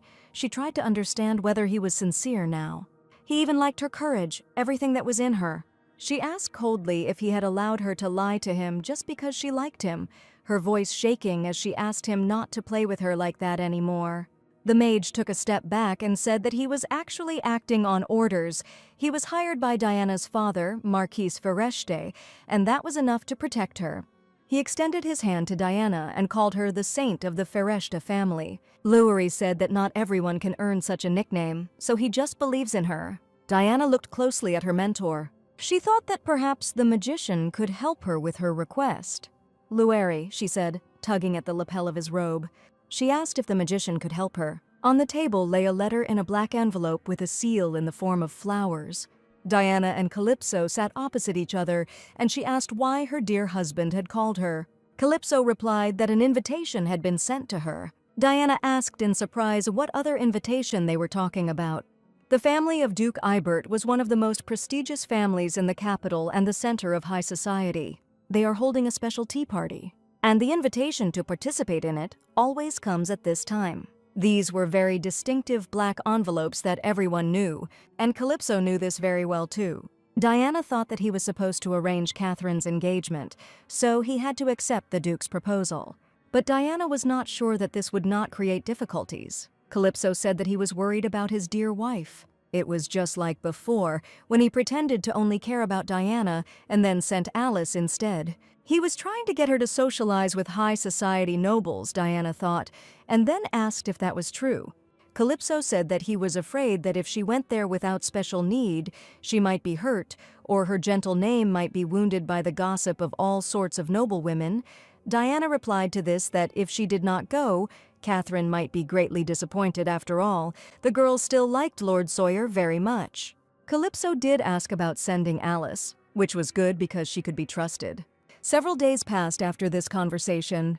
A ceremonial carriage stopped near the mansion. It was drawn by white horses. Alice, in a luxurious light green dress, solemnly descended the stairs. She thought it was very generous of Diana to have had a dress made for her companion, especially for this tea party. It made Alice feel like a duchess already.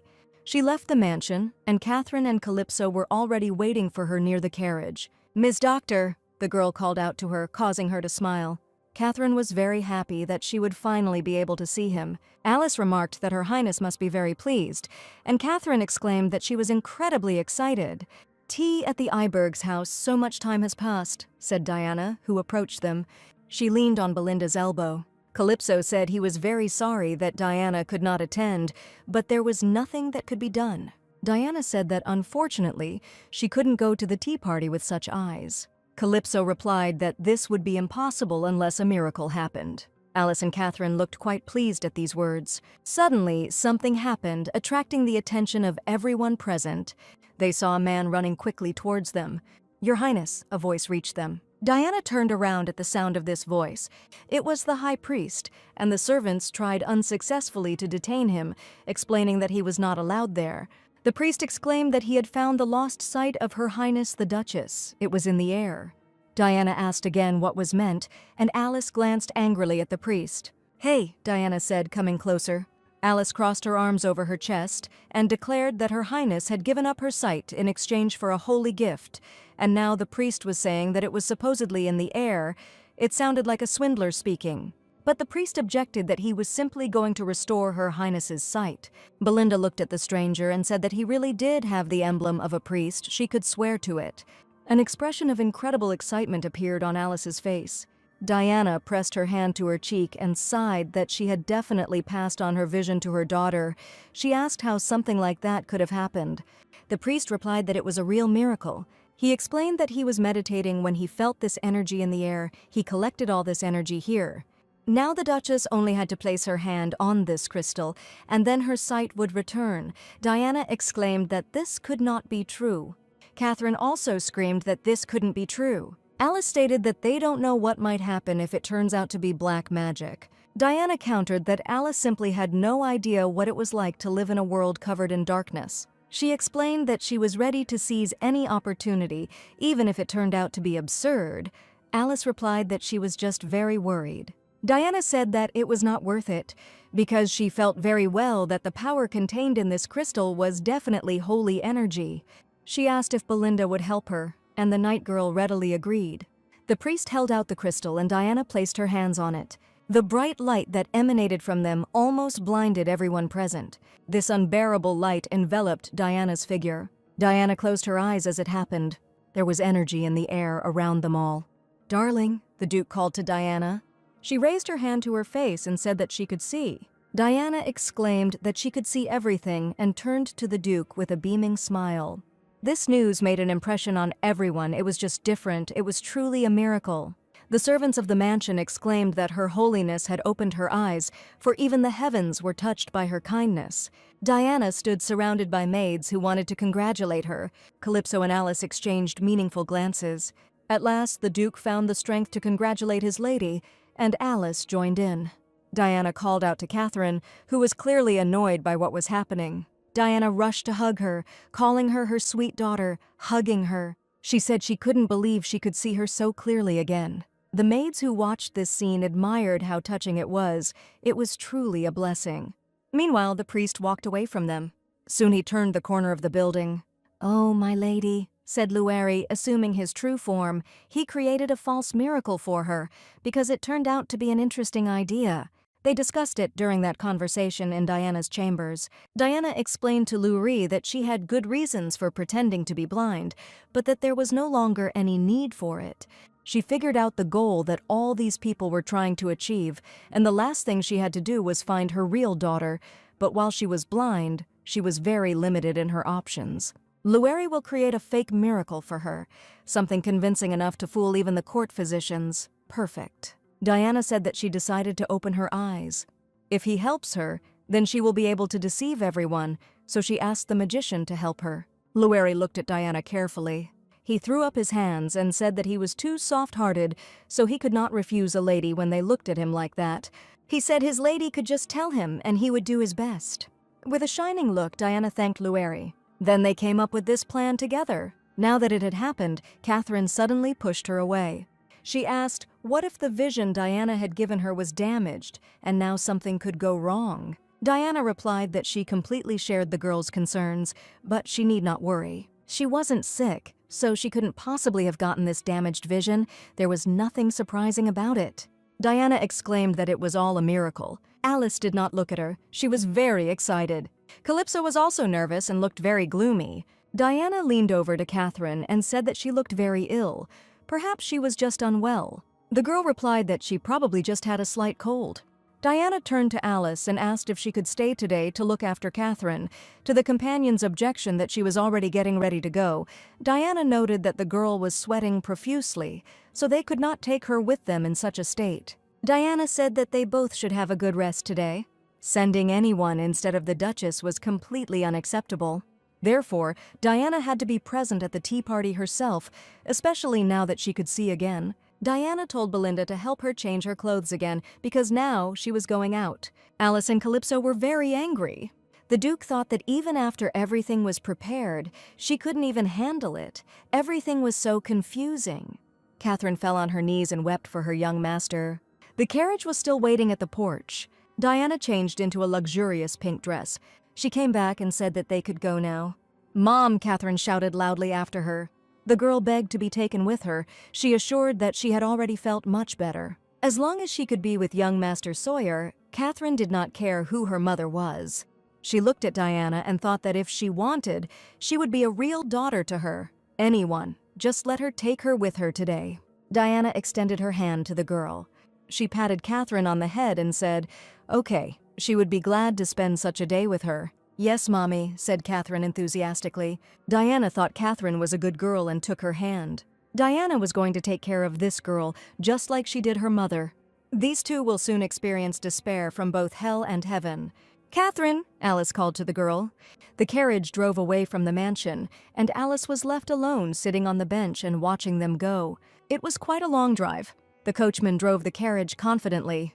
The Duke's carriage rolled along a country road through the forest. Diana looked out the window and thought it was a very beautiful day. It had been so long since she had gone out without a bandage. The journey from the duchy to the capital took 3 days. But with the help of a magic portal, it takes about an hour. Catherine said she was so glad it worked out that way. After all, Diana was sick because of her, and now she felt better, and this made the girl very happy, because before she felt so guilty in front of her mother. Diana asked if the girl would continue to read books to her to ease the burden on Catherine's heart. Diana said that when he heard Catherine's canary-like voice, it filled her with joy, just like in a beautiful dream. Catherine said that, of course, she liked it too, and Diana thanked the girl. The carriage entered a noisy and crowded city. The boys were running through the streets, hurrying somewhere. They crossed the large courtyard quickly and cheerfully. One boy shouted that apple pie would be for snack today. He said that if they were late, they might not get anything, and then he shouted that they needed to look back. The boy didn't notice how he pushed the girl with golden hair, and she fell, and he asked if she was okay. This girl was Isel. Now she was sitting sadly on the pavement. The ducal carriage entered the glowing portal. After passing through the shining energy, the crew was able to move to the capital. Now they were driving through the streets of this big city. Catherine sat right by the window and said that it seemed like they had already arrived. When the carriage stopped, the coachman helped the girl out of it. She exclaimed that it was very beautiful here. Diana thought it was no wonder the girl was so impressed. With the constant financial problems in the Duchy of Ernst, she could not even dream of such luxury. Diana asked Catherine if it was her first time here. She suggested going inside. A set table awaited them in a luxurious dining room, and they were asked how things were going.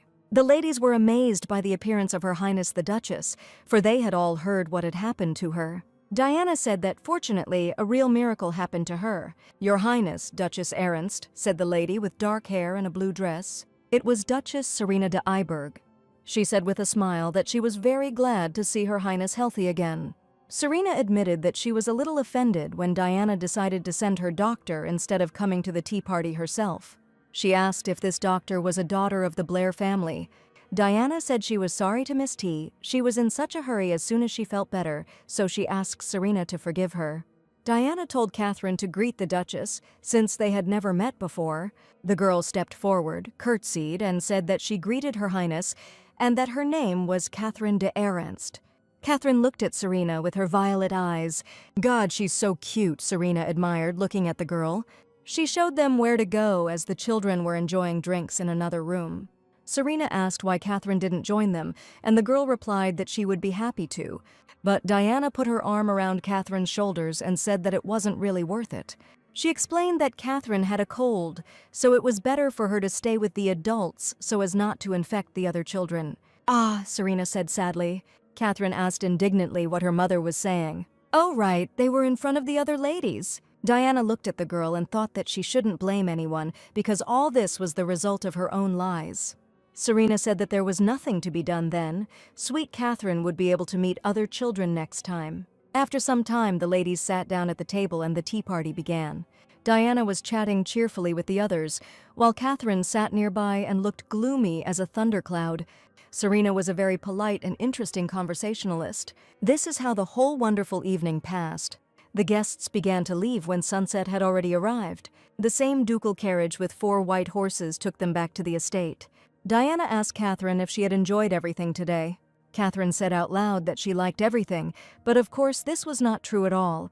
If Duchess Iberg had not been her future mother-in-law, the girl would have simply overturned this tea table.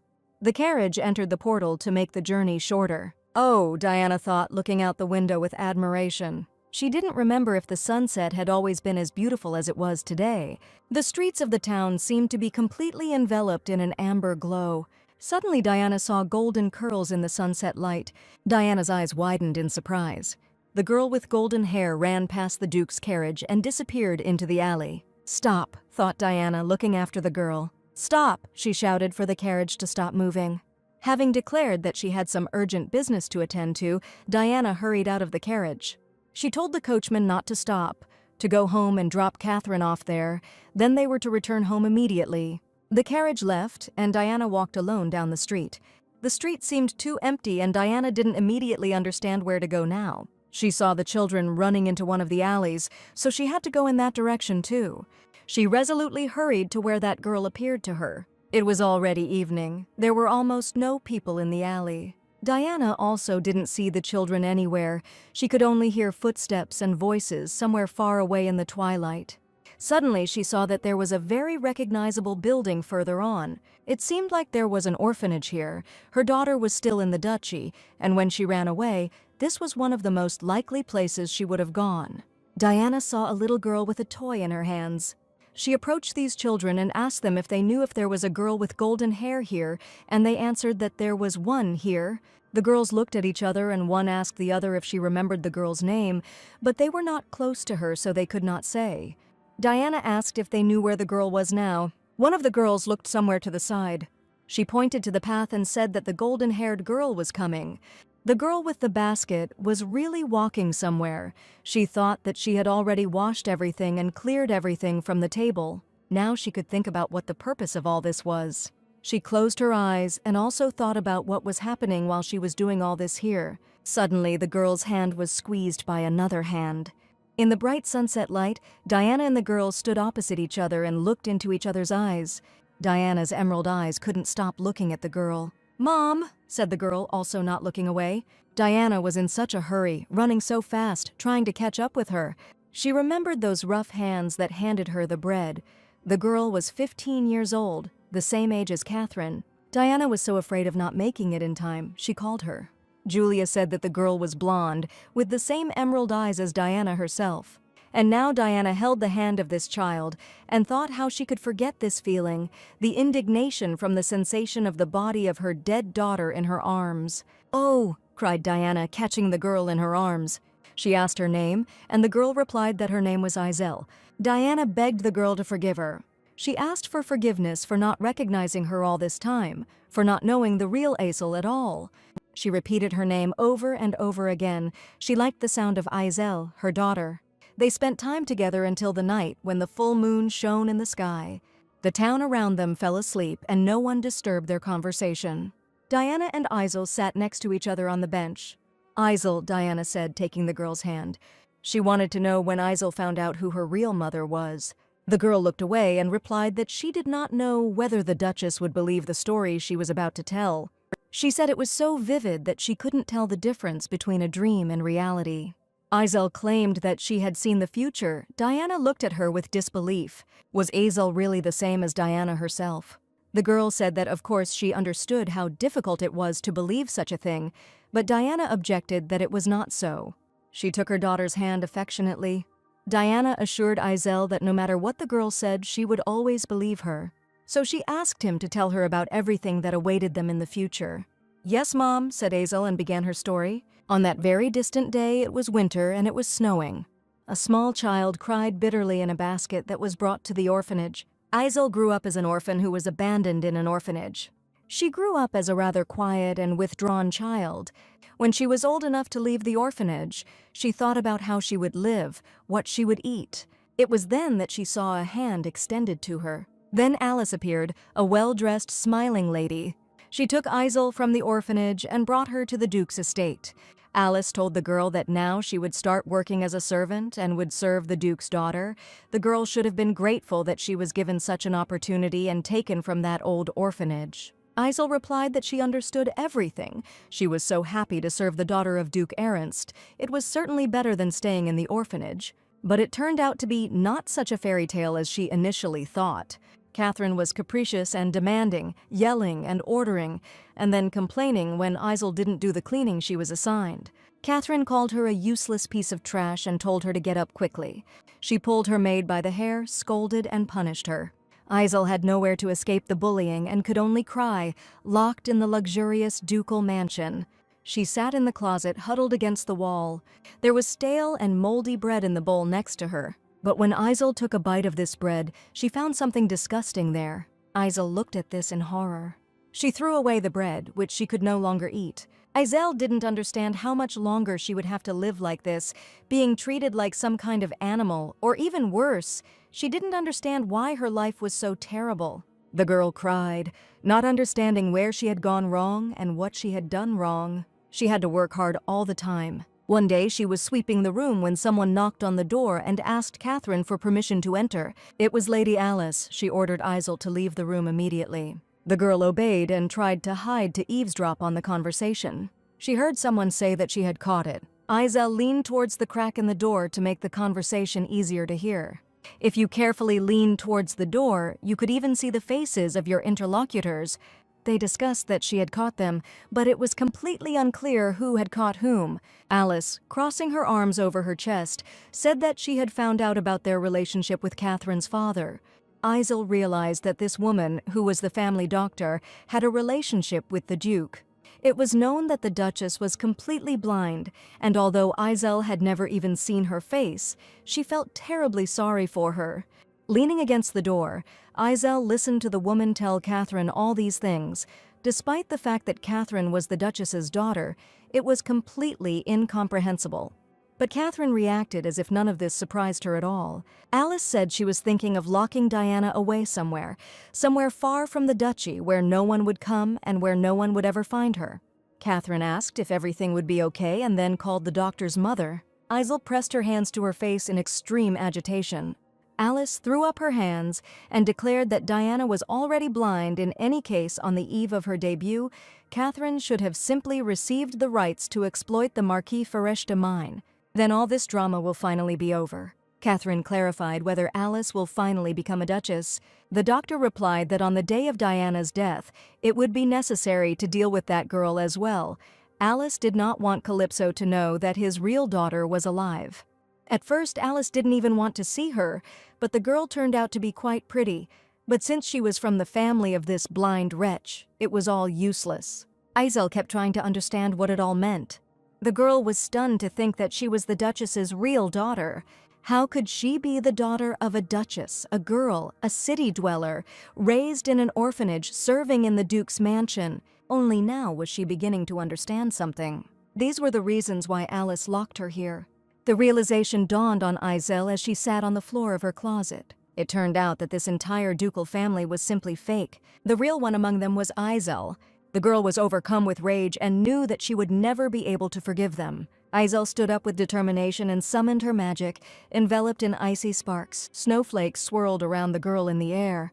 She looked at her hands, wondering what that was. Izel wondered if this could be magic. The girl didn't know why she suddenly had such powers, but now she would save her mother. It was a night during which Catherine slept soundly. Izel's closet was locked with a padlock as always. The girl thought that it was just luck. She was definitely supposed to go out today. Izel will just try out his magical powers a few times. The girl intended to use this magic on the locked door. A magical glow enveloped the castle, penetrating through the keyhole. He gave in, and Izel succeeded. The girl was happy. Wrapped in a hooded cloak, the girl carefully crawled out of the secret door. The rooms and corridors of the mansion were empty and dark. It was a quiet, starry night. The girl went out into the garden. She rushed to run along the path. She needed to have time to do everything. Izel was very scared and worried about what was happening.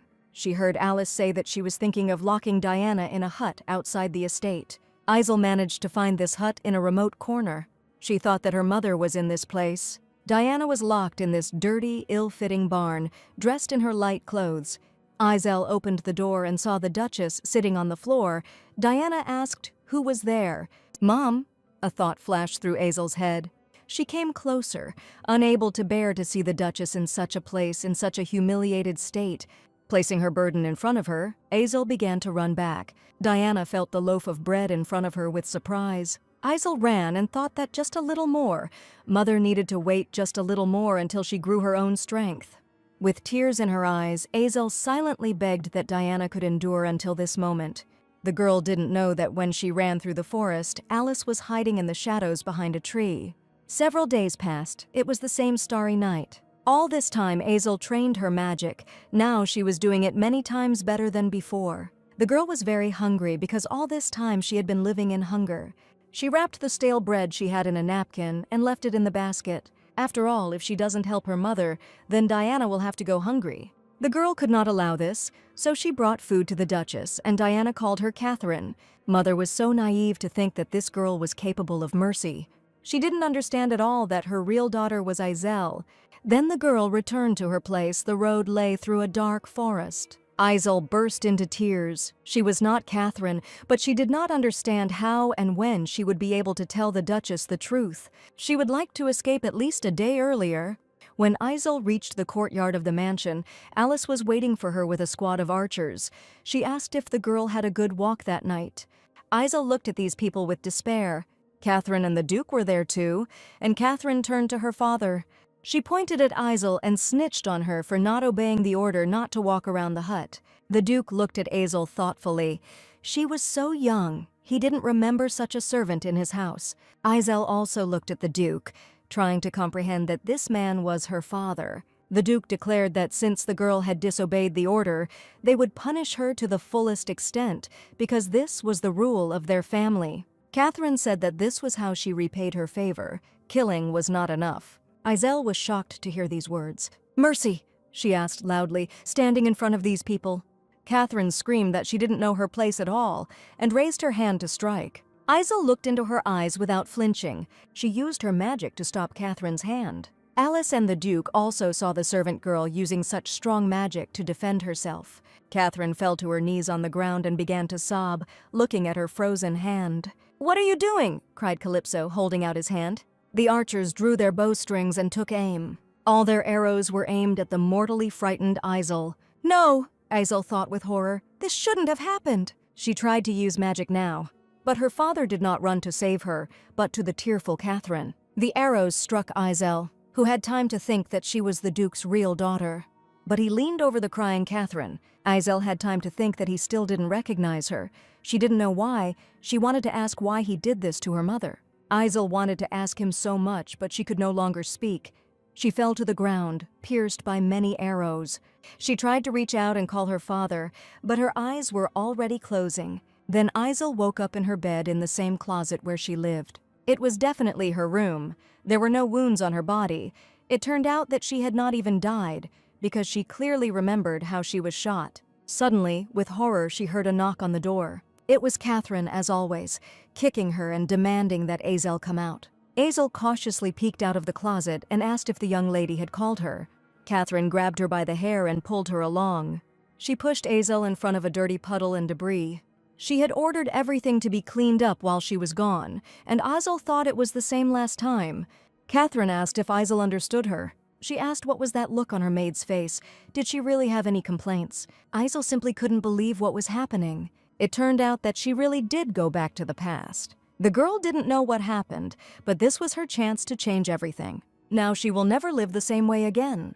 Azel told Diana all this while they were sitting next to each other on a bench, and Diana asked if the story was true, and Azel replied that she understood how hard it was to believe something like that. And then Diana said that she did too.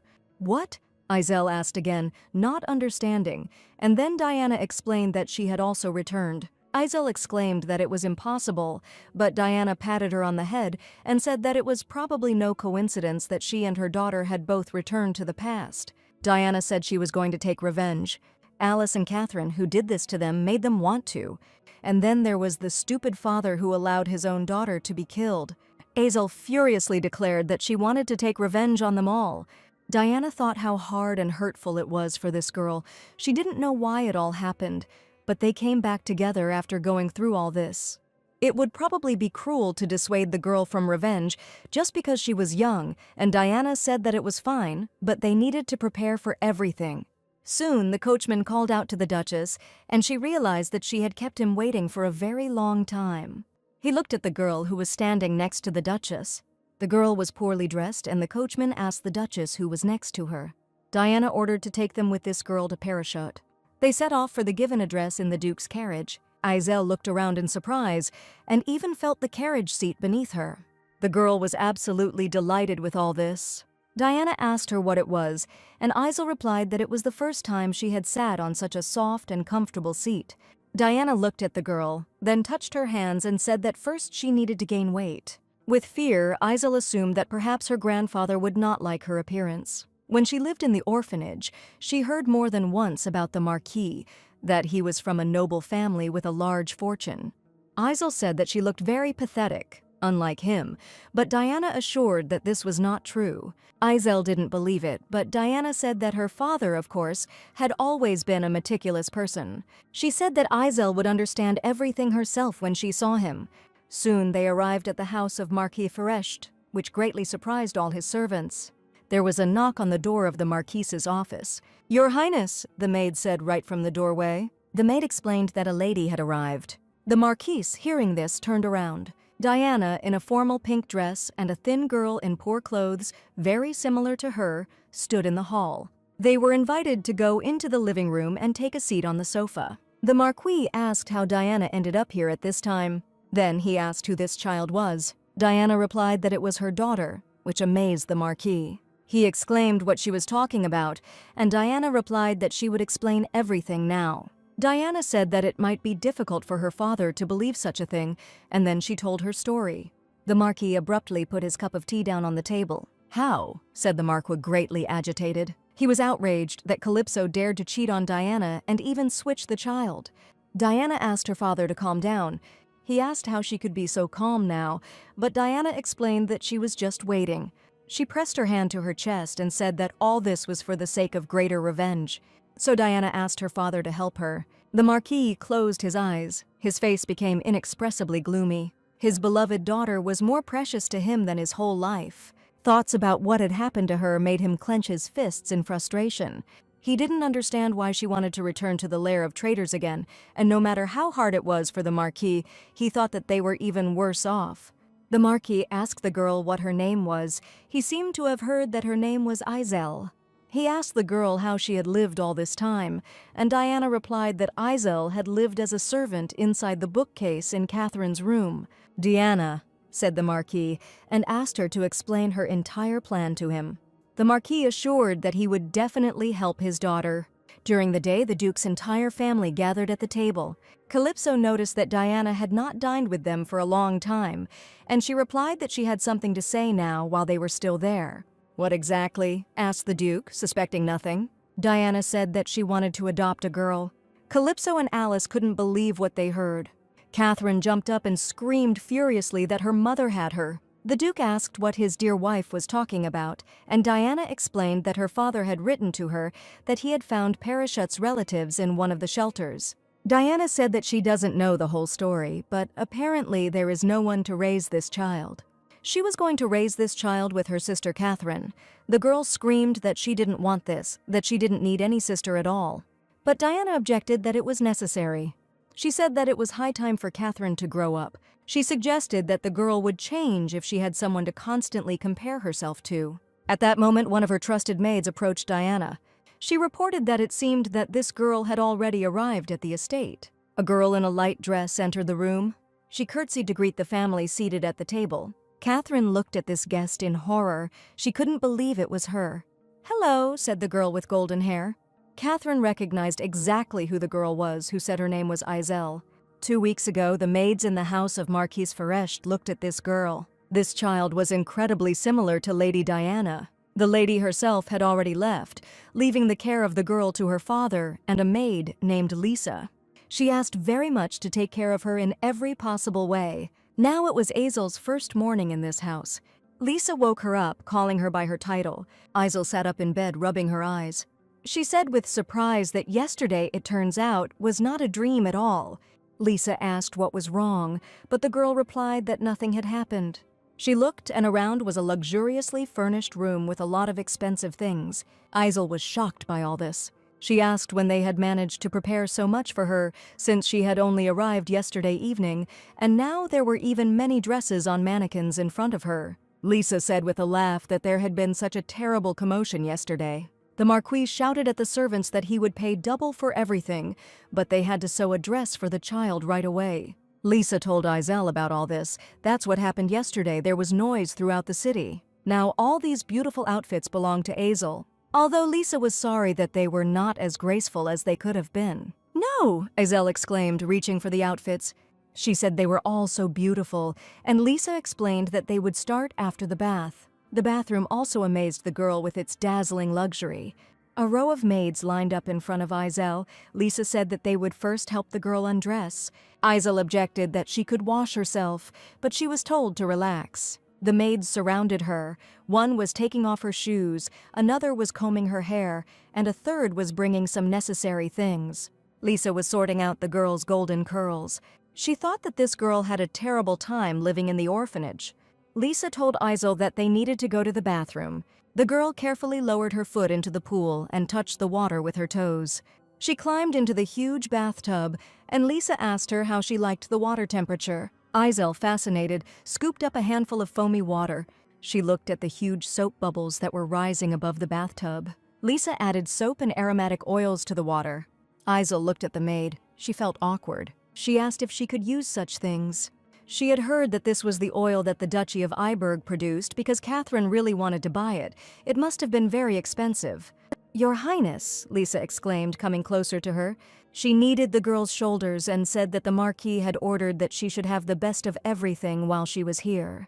So Azel didn't have to think about it anymore. She could enjoy everything she couldn't before because now it all belonged to her. Lisa was absolutely right. Izel was no longer an orphan from an orphanage. And she won't have to be a bookcase maid either. "Yes," she said. "Okay," and let Lisa take care of herself. After Izel had bathed and changed her clothes, she came to the Marquis. "Has she come?" he asked, and the girl answered yes. The Marquis noted that the girl looked much better. Izel replied that the dress was very beautiful and thanked her for it. "Nothing special," said the Marquis. "He just had some extra dresses in the palace." But Izel didn't believe in this coincidence. She remembered that Lisa had already told her about these outfits and who they were actually intended for. At that moment, the maid carefully rolled a food cart covered with a white cloth into the dining room. Izel, sitting at a large table, watched in amazement as the servants began to place a variety of dishes on it. Her eyes widened. She had never seen so many different foods in her life, let alone tasted them. Each dish looked delicious, aromatic, and rich, and at that moment the Marquise gently told the girl not to be shy and to begin eating calmly. But Izel looked at all this splendor uncertainly, feeling awkward. She didn't know how to approach these dishes correctly, where to start, what utensils to use. There were too many devices here that were unclear how to use. She realized that if she ate incorrectly, as she had been accustomed to before, she could be judged or even scolded. Izel, the Marquis's voice sounded next to her, warm and invigorating. He carefully moved one of the dishes towards her, as if telling her where to start. He repeated that she shouldn't be shy because everything can be mastered. The Marquise explained that all this could be learned over time and was nothing to be ashamed of. Hearing this, Azel felt a weight lift from her heart, and she looked at the food with interest and enthusiasm. She thanked His Highness and wished him bon appétit, but the Marquise, smiling, suggested that she call him grandfather from now on, since she was his only granddaughter. The servant stood nearby and watched the master's meal with a smile. Azel carefully tried the first piece. It was something extraordinary. For the first time in her life, she tasted real meat. The Marquise watched the girl eat and thought that next time he would have to ask for more variety of dishes. Azel took some more food and looked at it with curiosity, holding it in her hand. Her memory flashed back to the days when she had carried moldy bread into the hut to somehow keep Diana alive. "Grandfather," said Azel, "I have a personal request for you." She asked him to help her become a real lady, impeccable and worthy, as quickly as possible. The Marquis looked into his empty glass and said that revenge from Izel's mother would be enough. But Izel exclaimed that her desire to protect her mother was sincere and strong. She felt like she just had to do it. She felt like she just had to be there and become stronger for her mother. These words made the Marquis think. He knew that Diana had also spoken to him about revenge, that she was waiting for the right moment to strike harder. The Marquis noticed that looking at Izel now, he realized that she was similar to her mother not only in appearance. "Very well," said the Marquis, "that is what they will do." And now, 2 weeks later, Izel entered the Duke's mansion in a new dress. With a small, confident smile, she greeted everyone in the room and introduced herself by name. Diana, smiling reservedly, informed the Duke that this was the same Azel and then invited the girl to sit down. "Yes, Mom," she said, and walked to the empty seat next to Catherine. Catherine thought with indignation, since when did the Duchess become a mother to this girl? Izel looked at Diana with the warmth that only one looks at a very loved person. Catherine noticed this and was overcome with confusion, trying to understand what was really going on. Alice, who was sitting a little further away, was in shock. She thought that this simply couldn't be. The family meal continued with a new lineup. Calypso remarked that his dear wife should have been more careful about the adoption. How could she not even tell him about it? Diana calmly replied that her father had recently made her an important proposal. She explained that Izel had magical powers, and that was the reason she wanted the girl to take part in the Magic Festival. The Magic Festival was a major competition held by the master of a magic school and attracting many participants. Anyone with magical skills could take part in the festival. Participants are free to demonstrate their abilities to the masters, and they can gain recognition from lower-ranking wizards to the highest. Diana said that whoever wins the fair fight will receive a gift from Diana's father. She said it would most likely be running a diamond mine. Calypso exclaimed sharply that this gift was supposed to go to Catherine on the day of her debut. "Don't worry," Diana said with a smile. She expressed confidence that the real daughter would beat the fake one. Hearing this, Alice suddenly jumped up from her seat, as if the words had dealt her a direct blow, and glared at the girl with irritation, pressing her palms hard against the tabletop, as if she wanted to keep her anger under control. She muttered, without looking anyone in the eye, that she needed to leave, citing the fact that she felt unwell. The whole dinner had had too much effect on her. Catherine stood up quickly after her, pushing her chair back with a sharp creak, and dryly declared that she too had to leave, while avoiding Diana's gaze. The Duke remained seated at the head of the table in gloomy silence. Meanwhile, Diana, trying to remain casual, turned to Izel with a slight smile and asked how she liked her lunch. Izel, straightening her back and looking at Diana with shining eyes, confidently answered that everything was very tasty. Her voice sounded sincere and joyful, like that of a child who was treated to a real feast for the first time. At this moment, one of the maids brought into the room a neatly folded stack of documents, tied with a ribbon, and handed them to the Duchess with a bow. These turned out to be the official papers for Azel's adoption, the very documents that had to be dealt with today, without delay. It will be hard to dissuade him, because the Marquis's mine is at stake. But nothing could be changed, and Calypso took the papers with restraint, saying that since everything had already been decided, he had no objection. Diana, seeing that Azel had finished eating, invited her to leave the dining room. She wanted to take her around the house a little, show her the mansion. "Okay," said the girl, and they got ready to go. As she said goodbye, she turned to the Duke and said affectionately that they would definitely see each other again, adding the word "Papa," as if tasting it. Calypso shuddered in surprise when he heard this word, and at first he did not immediately understand how to react, because the girl, looking at him, was so similar to Diana. Diana and Izel left the dining room, their silhouettes disappearing into the sunlit corridor that led to the far wing of the mansion. Calypso was left alone at the long table, between the half-eaten dishes and empty glasses, in a silence that was now filled only with his thoughts. He thought about this girl who was so similar to Diana, even though it was sudden. He understood that despite the suddenness of her appearance, Azel might actually have the right to be called a duchess, especially if she had the ability to use magic. Meanwhile, moving further away, Izel clenched her fists tightly, her hands shaking slightly from anger. She whispered quietly that she was disgusted to look at the face of the man who once killed her. Diana looked at the girl carefully and calmly agreed that she understood her feelings. Then she suggested postponing the tour of the mansion until next time if Izel was not in the mood. "No," Azel objected firmly and confidently. She said she wanted to start with Catherine's room, which she thought might be fun, if a little weird. At this time, Catherine was in her room, tears streaming down her cheeks, and she tried unsuccessfully to hold back her sobs. Seeing Diana and Azel enter, Catherine suddenly raised her head and asked with undisguised anger why the Duchess had brought this girl here, since she did not want to see her. Diana sternly asked her not to speak like that again, because now Izel would become her sister, and she needed to learn to accept it. Alice, who was standing aside, intervened and asked reproachfully how this girl could be considered the sister of a real young lady. "This girl?" Diana asked again in an icy tone, stepping forward. She asked Alice if this wasn't her first meeting with Azel. Diana said that even if they were friends, she didn't dare cross the line. This child wasn't someone that someone like Alice dared to treat with disdain. Alice was embarrassed and mumbled an apology, but Diana would not let her get away with it. She demanded that she apologize properly and respectfully. The Duchess emphasized that now there was a new lady from the House of Ernst standing before her, and Alice must respect her status. Alice wondered who she was supposed to apologize to here. She bowed before Izel and asked the lady to forgive her as she had made a mistake. Izel looked at her carefully and then said loudly and politely that everything was fine. She understood that this happened. She said she understood that this could happen if a person had not been given a proper trial.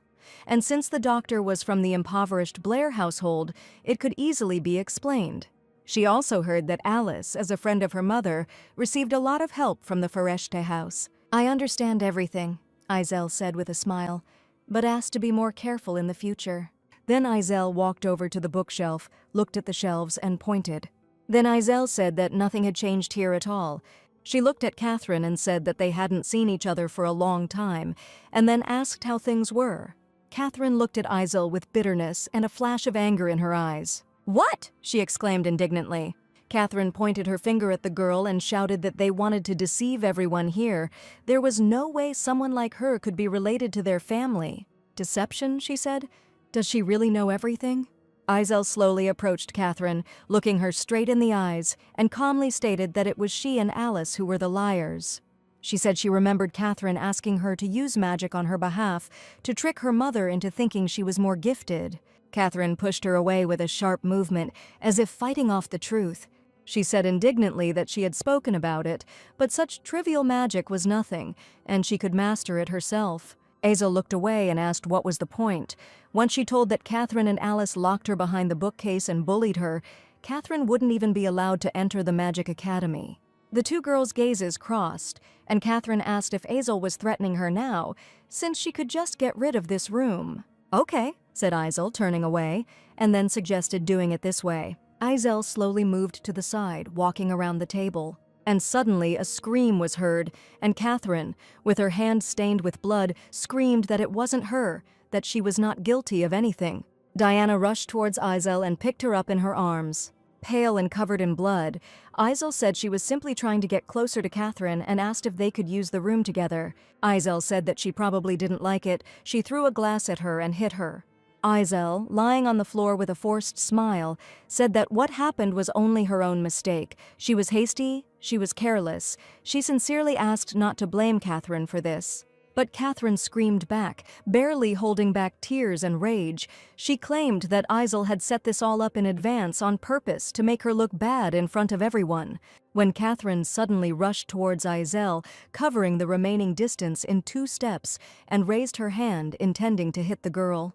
But at that same moment, Izel deftly grabbed a sharp shard from the carpet and, without losing her composure, rose from the floor, holding the weapon in her hand. She held her hand with the shard out in front of her. Catherine froze, staring in confusion at her own palm, on which blood suddenly appeared. She did not immediately understand how and when this happened. Izel, still smiling, now with a soft superiority, stated that she had foreseen everything in advance. She knew that Catherine would give in to anger and try to attack her. Now the shard was stained with blood, proof of Catherine's aggression captured in reality. Catherine looked at the scarlet stains on her hand, unable to believe that this beggar, this homeless girl, dared to touch her, and not just touch her, but hurt her. She didn't understand how this tramp dared to touch her, as if she thought she could get away with it. Before she could react, Izel suddenly moved closer to her and suddenly grabbed Catherine by the wrist, holding her tightly, as if in a vice. "Don't worry," Izel said quietly, and with absolute calm, she pressed Catherine's bloody hand to her face and then smeared it on the hem of her dress. Catherine burst into tears, her voice shaking as she screamed in panic for them to leave her alone. Izel said it didn't matter. Catherine hadn't done anything like that. Anyway, everyone in the mansion would soon find out about her cruelty. With these words, she sank down onto the carpet, but a satisfied, almost triumphant smile remained on her face. "What?" said Catherine, still confused, not realizing how quickly and irreversibly the situation had gotten out of her control. At that moment, the doors of the room swung open and Diana appeared on the threshold. She entered quickly, noticing the mess and blood, and her gaze instantly fell on the 2 girls. Everyone who followed the Duchess found the following picture. Catherine was standing over Izel, lying on the floor with a bloody dress and face. Mommy, quietly sobbing, spoke to Izel as if in fear and admitted that everything happened because of her fault, because she was too careless. Catherine exclaimed that she was pretending because it was she who had attacked Catherine. "Catherine!" Diana called out sharply, her voice taking on a stern and peremptory tone. Alice watched everything that was happening with silent wariness, not interfering, but remembering every detail. The trusted maids watched the proceedings in silence. "It's unbearable," Diana finally said, slowly moving her gaze from one girl to the other. Diana asked how a noble lady could raise a hand against someone, since she had raised her daughter completely differently. The Duchess solemnly announced that from now on this room would belong to Izel. This would be a punishment for Catherine for her indecent behavior. She ordered Shane and Milan to immediately start cleaning the room and prepare it for the new owner. "Now this room will be renovated and given to Izel," Diana said with concern that Izel needed to be shown to a doctor as soon as possible. Alice came closer, and stopping just at the door, said Catherine's name in a quiet but insistent voice. She said she needed to talk to the girl, but she ran past her. Left alone, Alice went out into the corridor and stopped, looking into the void, not knowing where to start the conversation if she had a chance. At this time, the bright sun was shining over the mansion, relentlessly flooding the facades and tiled roofs with gold. Even through the tightly closed shutters, the sun's rays found a way inside. Full of determination, Catherine threw open the doors of the library, a spacious room filled to the brim with books. She thought about magic, and how some people thought she couldn't learn to use it, but now she just needed all the books related to forbidden magic. Before that, she was always forced to read books. Now Catherine came herself and looked at the shelves. She found a book that might be useful to her. The magic Diana had cast on the library allowed one to navigate around it much faster than was normally possible, which was quite useful. Thanks to these charms, Catherine quickly collected a whole stack of thick tomes that she intended to study. Catherine sat down at the table to read, because they were wrong to think that she wouldn't be able to learn even the most trivial magic. She would still make Izel regret it all. The sun brightly illuminated the flowering branches of the tree and the birds circling nearby. In the mansion, the servants were rushing to rearrange the furniture. They were dragging a heavy, velvet-covered sofa, choosing the best place for it. They also brought a round table with carved legs behind him. Then the maids changed the paintings on the walls. Even the heavy wardrobe on carved legs was moved from its place, all for the sake of the new owner. Catherine watched all this fuss. She saw that the new furniture was much more expensive and luxurious than what she had, and it was intended for someone like Azel. Azel, noticing her gaze, came closer and said that each of these things was personally chosen for her by her grandfather, Marquis Ferechte. She asked if this was really the first time Catherine had seen such things, furniture of such quality, fabrics of such price, and added that this was understandable. After all, the Ernst house had long been in a dire situation. Catherine screamed at her to get out. She was in no mood to talk to someone like Azel. Alice came up, coughed, and said hello. She asked permission to bandage the wound on Mistress Catherine's hand. "Then I'll go," Azel heard and answered, "Of course." Alice's medicine chest contained many bottles of medicine. She treated Catherine's arm and said that the healing was going well. It would get better in 2 weeks, although the scar would remain. Alice wanted to know if it was Catherine who started the quarrel and fight first. Catherine wondered if her mother had no sense of pride at all. How could she bow her head to someone like this, Azel? Alice told Catherine to calm down. She said that now was not the time for this. Unless, of course, she wanted to lose to Azel. Catherine exclaimed that no way. Alice stated that then she needed to learn to hide her emotions. She couldn't just rush into battle.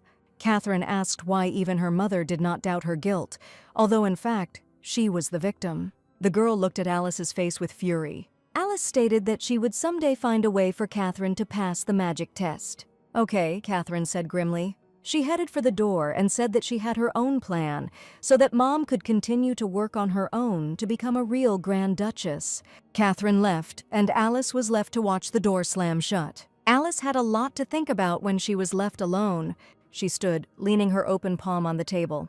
She remembered how Catherine had burst into her office screaming that the girl had escaped. Alice understood that she shouldn't have let Azel go from the very beginning. If the girl hadn't run away, there wouldn't be all these problems now, but it was unclear what to do with all this now. Alice suddenly thought, opening her eyes wide. "Yes, that's right," she said and rushed to the writing set. Alice took up her pen and wrote a rather long message very quickly. She heard about a place where they would solve any problem if you paid money. It was called the Dark Market. They say that they not only provide any information, but also carry out orders for murders. Yes, thought Alice, this was probably the only way they had left. With this gloomy decision, Alice spent the rest of the day. Diana, smiling with admiration, looked at the result of the renovation in the room. She exclaimed that it turned out incredibly beautiful. "Look at this, Mom!" Azel supported her and pointed to the dresses and jewelry that Lisa and the maids had prepared for her. For now, Azel was going to wear ready-made dresses, and later, when she made her debut in society, they would sew many new ones for her. She just needed to write a letter to her grandfather and thank him. Diana exclaimed that her Azel was so kind. The girl looked at Diana and said that the ladies' lessons were not so difficult at all. As soon as she remembered Catherine and Alice, her anger immediately gave her strength. Diana thought sadly that everything might have been different if she had protected her child from the very beginning. "Azel," she said, hugging the girl tenderly, and promised that she would never let her go again, and she replied that she would not let her mother go either. "Your Grace," the maid addressed them with shining eyes. "You're here," she said, and Diana asked what happened. Milan replied that they said that the master magician had arrived. Lueri was in the garden looking at the blossoming flowers. The Duke was in his office at this time, thinking. Azel came and knocked on the door, saying that this was his daughter. Azel, Calypso thought. He heard that Catherine was abusing this child. He wondered if this was why she came. All these showdowns were really annoying him, but he still allowed the girl to enter. Azel approached his desk cautiously, but the Duke told her that he was very busy right now, so she needed to speak faster. Azel looked at the Duke hopefully and asked if he would like to come with her to see her new room. Calypso asked in surprise why her mother couldn't do it. Azel bowed her head and explained that her mother was busy at the moment. She was having a magic lesson, and Catherine still felt awkward with her new sister, especially last time. The girl said she was sorry that last time she could only say hello. She asked if her request would be problematic for the Duke now. Calypso thought about it and said that there was no problem, so they could go and see. The Duke and the girl headed down the corridor towards Catherine's former chambers, which now belonged to Azel. The girl walked, keeping very close to the Duke, forcing him to match her step. The Duke asked how she was living in her estate, and Azel replied that every day in this place brought her only joy. The garden of the Ernst estate, although small, is very beautiful. That's why Azel went out for a walk every day without fail. She was very happy during these hours when she ran through the grass and birds and butterflies circled around her. It was clear, said the Duke, that the more he got to know this new girl, the more he noticed how different she was from Catherine. Her manners and nobility are naturally expressed in her behavior, yet she remains innocent and pure, as if untouched by time. Calypso remembered the day Diana's daughter was born. Alice said she was very sorry, but the child could not be saved. And now Calypso thought about that girl. Perhaps this child would now be just like Azel. Father, the girl's voice distracted the Duke from the dark thoughts that had taken hold of him. Azel asked if the Duke was okay because she thought he was not feeling well, but Calypso replied that he was fine. We've arrived, said Azel, and opened the doors to the room. She waved her hands at the whole changed environment and asked how her father found it. She said that her grandfather had given her this furniture. Calypso was surprised to realize that all of this had been purchased by the Marquise. Azel glanced sideways at the Duke, clearly enjoying his bewilderment. Diana, having picked up her lush, multi-layered skirts, ran quickly through the garden. Oh my God, what's wrong with me? She thought in despair, because she was already late for class. The magician was already waiting for her on the lawn, and she called out his name as she ran. Lueri was clearly pleased and smiled at his lady. Diana began to apologize for being late while still running, and her foot in her elegant shoe gave way. Diana screamed, lost her balance, and began to fall, throwing up her arms. Diana closed her eyes tightly, realizing the inevitability of the fall. Only a strong and reliable hand managed to catch her. Lueri held Diana back and slyly touched her nose with his finger, saying that it was good that he had managed to catch the lady, otherwise she risked breaking her pretty nose. Diana looked at the magician in amazement, not yet fully realizing what had just happened. Lueri asked if she was hurt. She looked completely red. The magician released her from his embrace but continued to hold her hand. Diana said that she apologized for her sudden lateness, and Lueri stated that now he felt a little offended because it meant that she had something more important than him. Diana confessed to Lueri that she had recently suddenly had a daughter. She had adopted this girl quite recently, but they were like two peas in a pod. Lueri asked how it was that the Duchess had a daughter, and Diana laughingly replied that, among other things, she was thinking about this girl also learning magic. After thinking for a few minutes, Lueri said that if the girl looked like her mother, it meant she must be very cute. Lueri said that the Duchess should definitely introduce them later, but for now they would begin their lesson for today. It was a clear, fine day, with snow-white clouds floating in the blue sky and the sun shining brightly. In the backyard there was a special training dummy made from a rotating barrel and poles. Belinda stood in front of him, clutching the sword in both hands with a serious expression on her face. After training, the girl knight sheathed her sword. She took a breath and wiped the sweat from her forehead, thinking that by this time her ladyship's magic lesson had probably already ended, so it was time to slowly walk towards her. Lueri snorted dismissively as he watched his student's efforts. The results of her efforts only caused him to laugh in a way that was offensive to Diana. He said that she had created an ice needle, and then asked if that was what she was going to attack with Diana. Stammering, begged the mentor to stop making fun of her. Lueri agreed that the ridicule should stop, but it was worth trying again, at which point Belinda, already dressed in her maid's outfit, called out to her ladyship. The girl just wanted to ask if their lesson was over yet. Hearing her voice, the magician quickly turned around to see who it was. When he saw Belinda, he was incredibly surprised because he recognized this girl. Diana watched the meeting of these two with surprise, because Belinda came so close to the magician, and it was obvious that they knew each other. Belinda explained to her ladyship with a smile that she had already told her how she had grown up in an orphanage in the Marquisate, and sometimes orphanages from the same region would organize joint events. Lowery was a friend of Belinda's whom she had met at one of these events. Diana exclaimed that perhaps this place was familiar to her then too. She asked what the name of this shelter was. Belinda said that the shelter where Lowery lived was called Angeline. This name sounded strange to Diana. She thought about it. Angelina's shelter, Diana said, somewhat confused. It was strange because she had been helping in orphanages for a long time, and their wards knew her well. She played with children and socialized closely, and Angeline's orphanage was among the establishments she patronized. But Diana had never met anyone named Lowery there. She looked at the magician. He looked unusually thoughtful at that moment. Why, Diana wondered, her face taking on a sad expression. Ah, Diana suddenly sighed, causing Lowery and Belinda to look sharply in her direction. Diana grabbed her head. Through the veil of sudden pain she heard her name being called. She muttered that she just had a headache again. Belinda ran to her mistress to support her and asked her ladyship to lean on her. Lowery also asked the girl to take care of the lady. Diana's shoes stepped heavily on the green grass of the lawn. Leaning on Belinda, she walked slowly away, with Lowery watching them.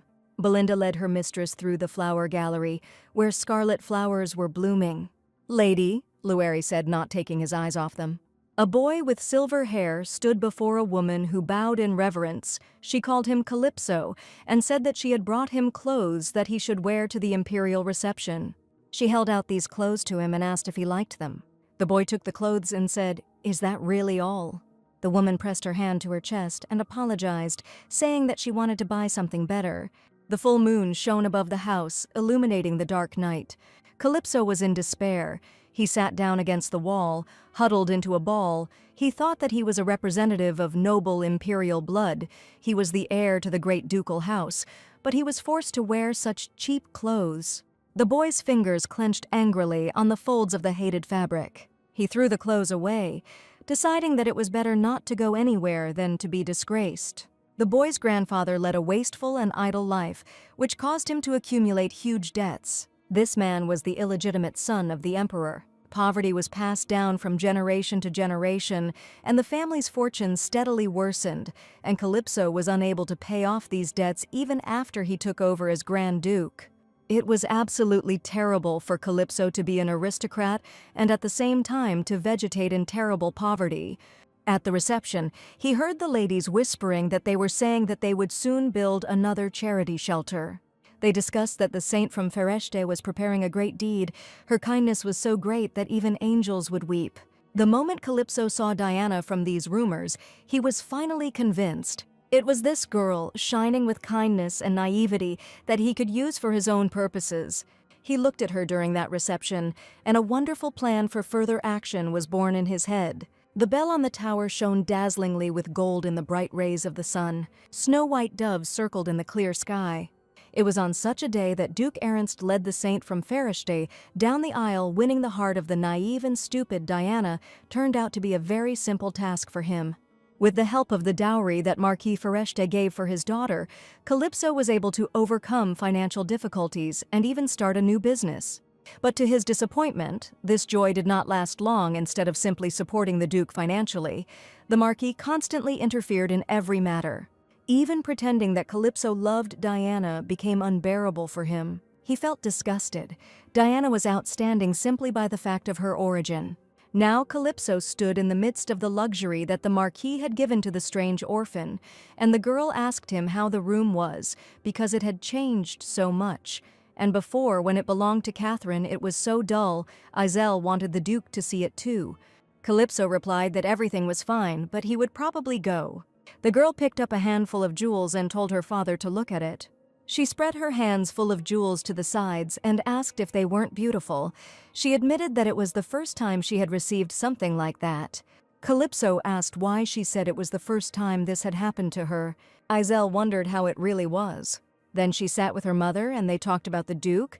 Isel asked if it was all true. She admitted that she did not want to call the Duke her father. It was easier for her to talk about him as that person. Diana looked at her daughter, ready for any questions she might have. An indignant Isel would very much like to know if the Duke really used her mother simply for money. Diana put a cup of tea on the table and said that yes, that was exactly it.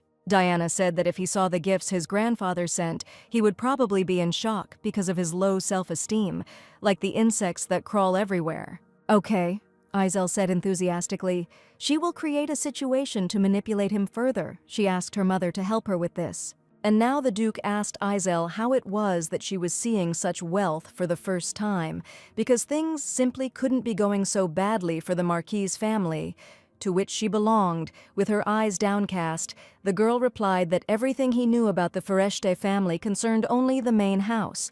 The girl said with tears that the lush dresses, the sparkling jewelry, the neatly folded handkerchiefs were all completely new to her, who had always lived in poverty. She confessed to the Duke that it was absolutely terrible to be an aristocrat and yet live in poverty. Calypso immediately remembered his childhood in darkness and humiliation when he sat in despair in his room, throwing off the clothes unworthy of him. The Duke knelt down next to the girl to wipe away her tears and console her, but Izel assured her that she was fine. Izel said that because her father and mother accepted her, that was why she received such expensive gifts from the Marquis. Calypso said he had no idea she lived like that. The sun's rays shone brightly through the new windows of the chambers in which Izel would now live. The girl said that she had one request for the Duke. He allowed her to speak, and she explained that she would like to walk with him every day, but it would probably be difficult. Calypso replied that he did not see anything difficult in this, so he agreed. Izel enthusiastically assured that it would be just great. Diana received a small parcel in a dark green box. She was in bed. Belinda, standing next to her, said that a parcel for her ladyship had arrived from the Marquis. Diana happily thanked Belinda and said that everything was fine. Attached to the green box was a glowing glass ball filled with magic that floated in the air. "Oh, can you hear me?" sounded to the amazement of Diana, who froze with her arms outstretched, looking at this ball. This magic could transmit an image of Diana's father at a distance. The Marquis looked at his daughter. Diana could not understand what it was, where such a magical instrument came from that allows you to talk at such a great distance. The Marquis replied that he had to spend some money. The Marquis said that it would be possible to send a letter, but wouldn't that be inconvenient for Diana herself? Each time Diana had to avoid his surveillance, all letters from her father were under close surveillance, so he had to disguise them as ordinary conversations about all sorts of trifles. Diana realized that her father was also very tired of all this. The Marquis said that, by the way, regarding what Diana asked for, preparations have been completed. The Marquis studied the papers that lay on the table in front of him, and only then continued the conversation. He showed Diana a purple flower in a pot and said it was laurel bender. It was a plant that was a combination of bay leaf and bender grass, revived through magic. Laurel bender, Diana said thoughtfully, as if tasting the name. They met Calypso at the table in the living room. The Duke looked thoughtfully at Diana. Then he asked her what was the matter. "Alice hasn't been around at all lately. Izel and the new servants have been keeping a very close eye on everyone, which is probably why she can't appear here so often today." Diana asked Calypso with a smile how things were going with their financial situation now. The Duke replied that everything was as usual, neither bad nor good. Calypso angrily asked why Diana was even talking about this. Had she run out of money? Diana replied that, in fact, she had some interesting information. Calypso immediately asked what kind of information it was, but the Duchess thoughtfully noted that it was probably a secret. Diana assured that the Marquis had started a new business. These words could not fail to interest Calypso. He wanted to know the details about the Marquis Ferechte's business. The thing was that Marquis Ferechte discovered a new medicine. It has an excellent pain-relieving effect and is useful for all diseases. Diana said that this plant could be called a panacea for all known diseases. We are talking about laurel bender. Calypso never had the slightest talent for business. After his marriage to Diana, he barely managed to cope with the financial crisis, and now barely returns the invested capital in everything he touched. And now they had the business project of Marquis Ferechte. This was definitely a grand discovery. It was important to get exclusive sales rights as soon as possible, so Calypso, stumbling with excitement, asked how they could get them. Diana thought that this was why she had thrown him this particular bait. This conversation made quite an impression on Calypso, as Diana had planned. She rose from the sofa and walked towards the Duke, telling him that he didn't need to worry at all because he had her. She assured Calypso that she would bring him the seedlings. "Wife!" Calypso suddenly exclaimed, looking at her. Diana's golden curls fluttered with her quick movements.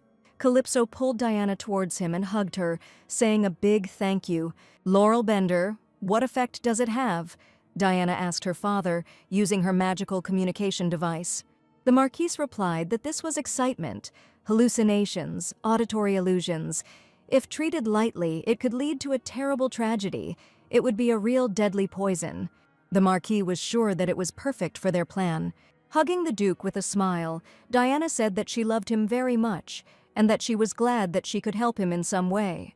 She couldn't believe that the Duke was so stupid, and if he had once deceived Diana, then why couldn't he deceive everyone else too? Now Calypso will become just a grandiose swindler. Diana looked at the transparent glass of the display case, through which she could see the items stored there. Diana studied them very thoughtfully. Among the bottles stored on the shelves of the cabinet, Diana did not find any soft cotton or star shards from the sea, but the ingredients for alchemy should always be in sufficient quantity. Diana has been too busy lately and hasn't paid any attention to this. She couldn't know what exactly Alice might do next time, so she would need to stock up on the necessary potion ingredients in reserve. Diana called Shane and Milan and asked them to quickly prepare everything for the exit. When asked where she was going, Diana replied that she wanted to take a little walk around the shopping district. There was something that needed to be bought. Milan was incredibly happy. She exclaimed that it would be necessary to dress Her Highness beautifully. She would be able to show the lady how her skills had improved. Diana looked at her maids with surprise, and Shane asked why Milan was so happy. Milan replied that it was just that Her Highness hadn't been out anywhere for so long. Diana thought that she should treat them to some desserts. In the golden rays of the sun, the city shone with splendor. The carriage rolled through its streets. It was soon announced that they had arrived at the scene. Diana thanked him and got out of the carriage. She was wearing a new fashionable dress and a wide-brimmed hat. The Duchess walked resolutely towards the low building decorated with banners. "Welcome," came the voice as Diana entered the building. Diana looked with interest at the bottles with a variety of ingredients displayed on the shelves. She discovered a crystal of purification among them. After examining it, she realized that the one she usually ordered was much smaller. Diana thought that since making potions required a lot of crystals, she would just buy everything at once this time. She wondered if there would be any fire crystals here. Diana walked along the shelves with curiosity, examining their contents. To reach some of the shelves, Diana had to stand very high in her heels. They were simply terrifyingly high. Diana reached for them with all her might. She couldn't get the jar she needed, but another person's hand came to her aid. Wrapped in a hooded cloak that hid his face, the stranger was much taller than her and therefore easily took out the necessary object to hand to Diana and ask her to be careful. Diana turned to thank him and he pulled back his hood, revealing it to be Lueri. Diana asked Lueri what he was doing here. The magician lowered his eyes. In front of them stood a multitude of colorful bottles with a variety of contents, and Lueri said with a chuckle that it was quite natural for a magician to go into a magic shop. Lueri explained that during the experiment all the ingredients ran out, so he asked not to pay attention if his clothes were a little dirty. Diana also laughed and said that she understood that. "So, what else can I give you?" the magician asked, taking the basket by the handle. Diana thought about it. It seemed she needed mermaid's tears, sunset sand, and crushed scales. Lueri explained that the ingredients that can be found near the water are on the second floor. He extended his hand to Diana and asked her to be careful on the stairs, and then suggested that they go. Diana asked if the magician would go with her. Looking into her emerald eyes, Lueri replied that he had to go, because if the lady couldn't reach some shelf again, someone would have to help her with this matter. Diana thanked the magician. He offered her to lean on his arm, and they began to climb the stairs to the second floor. On the second floor there were large windows from which light fell onto the books displayed on the shelves. There were many different people there looking at the goods. Lueri and Diana also slowly walked between the rows. Diana could not resist and said that there was such beauty around. Stopping near the next bottles, Diana said that it was very good that she personally came here today. Diana admitted that this was her first time in the store. She usually orders ingredients by mail, but now she was so carried away by looking around that she didn't even notice how time flew by. Luri smiled, admiring her enthusiasm, and said that he completely agreed with her. Diana saw where the mermaid's tears were, but it seemed there was only one jar left, and the Duchess hurried after it. She almost managed to take the ingredient she needed so much. A tall, plump, mustachioed man grabbed her hand and glanced sideways at Diana. Diana looked at the man and said that if he was not in a hurry, then could he please give in to her. The man muttered that he had taken the item first. Diana pressed her hand to her chest and begged, because she simply needed this remedy. The man gritted his teeth in undisguised frustration. Suddenly, he roughly pushed Diana away from him, causing her to stumble. The man shouted that he had taken them first, so they belonged to him. Diana lost her footing and realized that she would inevitably fall now. Lueri saw everything that was happening with an excited face. The magician rushed to help his lady as fast as he could. He gently helped Diana up and asked how she was feeling. Then Lueri looked at the stranger who dared to push Diana. Hugging Diana by the shoulders, the magician asked the stranger what the hell he was doing, because she could have received a serious injury. Lueri helped Diana up and said that, in fact, his mistress had taken him first, so the stranger should give her what she wanted. Diana rushed to Lueri to assure her that she was okay, so they better get out of here. Diana looked with excitement at what was happening now. The stranger stood in front of the magician and, calling him a pathetic loser, asked what had happened and whether he had come to beg him. People gradually gathered around them, because the quarrel attracted the attention of everyone around. The magician told the stranger to apologize to his mistress, but the stranger did not understand. Diana took several decisive steps towards the disputants and declared that she could tolerate insults directed at her. She then added that she would not tolerate a stranger insulting Lueri. Diana screamed at the stranger to apologize to the magician immediately. The stranger said that it was all just a joke. He asked what was wrong with calling a spade, which sounded strange to Diana. Lueri tried to stop her, explaining that he was fine and not giving Diana a chance to object. The magician leaned towards Diana and whispered in her ear that such people should be treated the same way they treated others. "Hey, you!" shouted Lueri, stepping forward. He asked if the stranger was a nobleman from the second duke's domain. He replied that it was so, and of course he was on a different level than some idiot beggar, and if we are talking about who he is, then he is a baron. Lueri asked if the stranger still hadn't realized who was standing in front of him. The stranger looked at the magician with curiosity and incomprehension, wanting to hear an explanation. The magician solemnly announced that the Grand Duchess of the Grand Duchy of Ernst stood before them.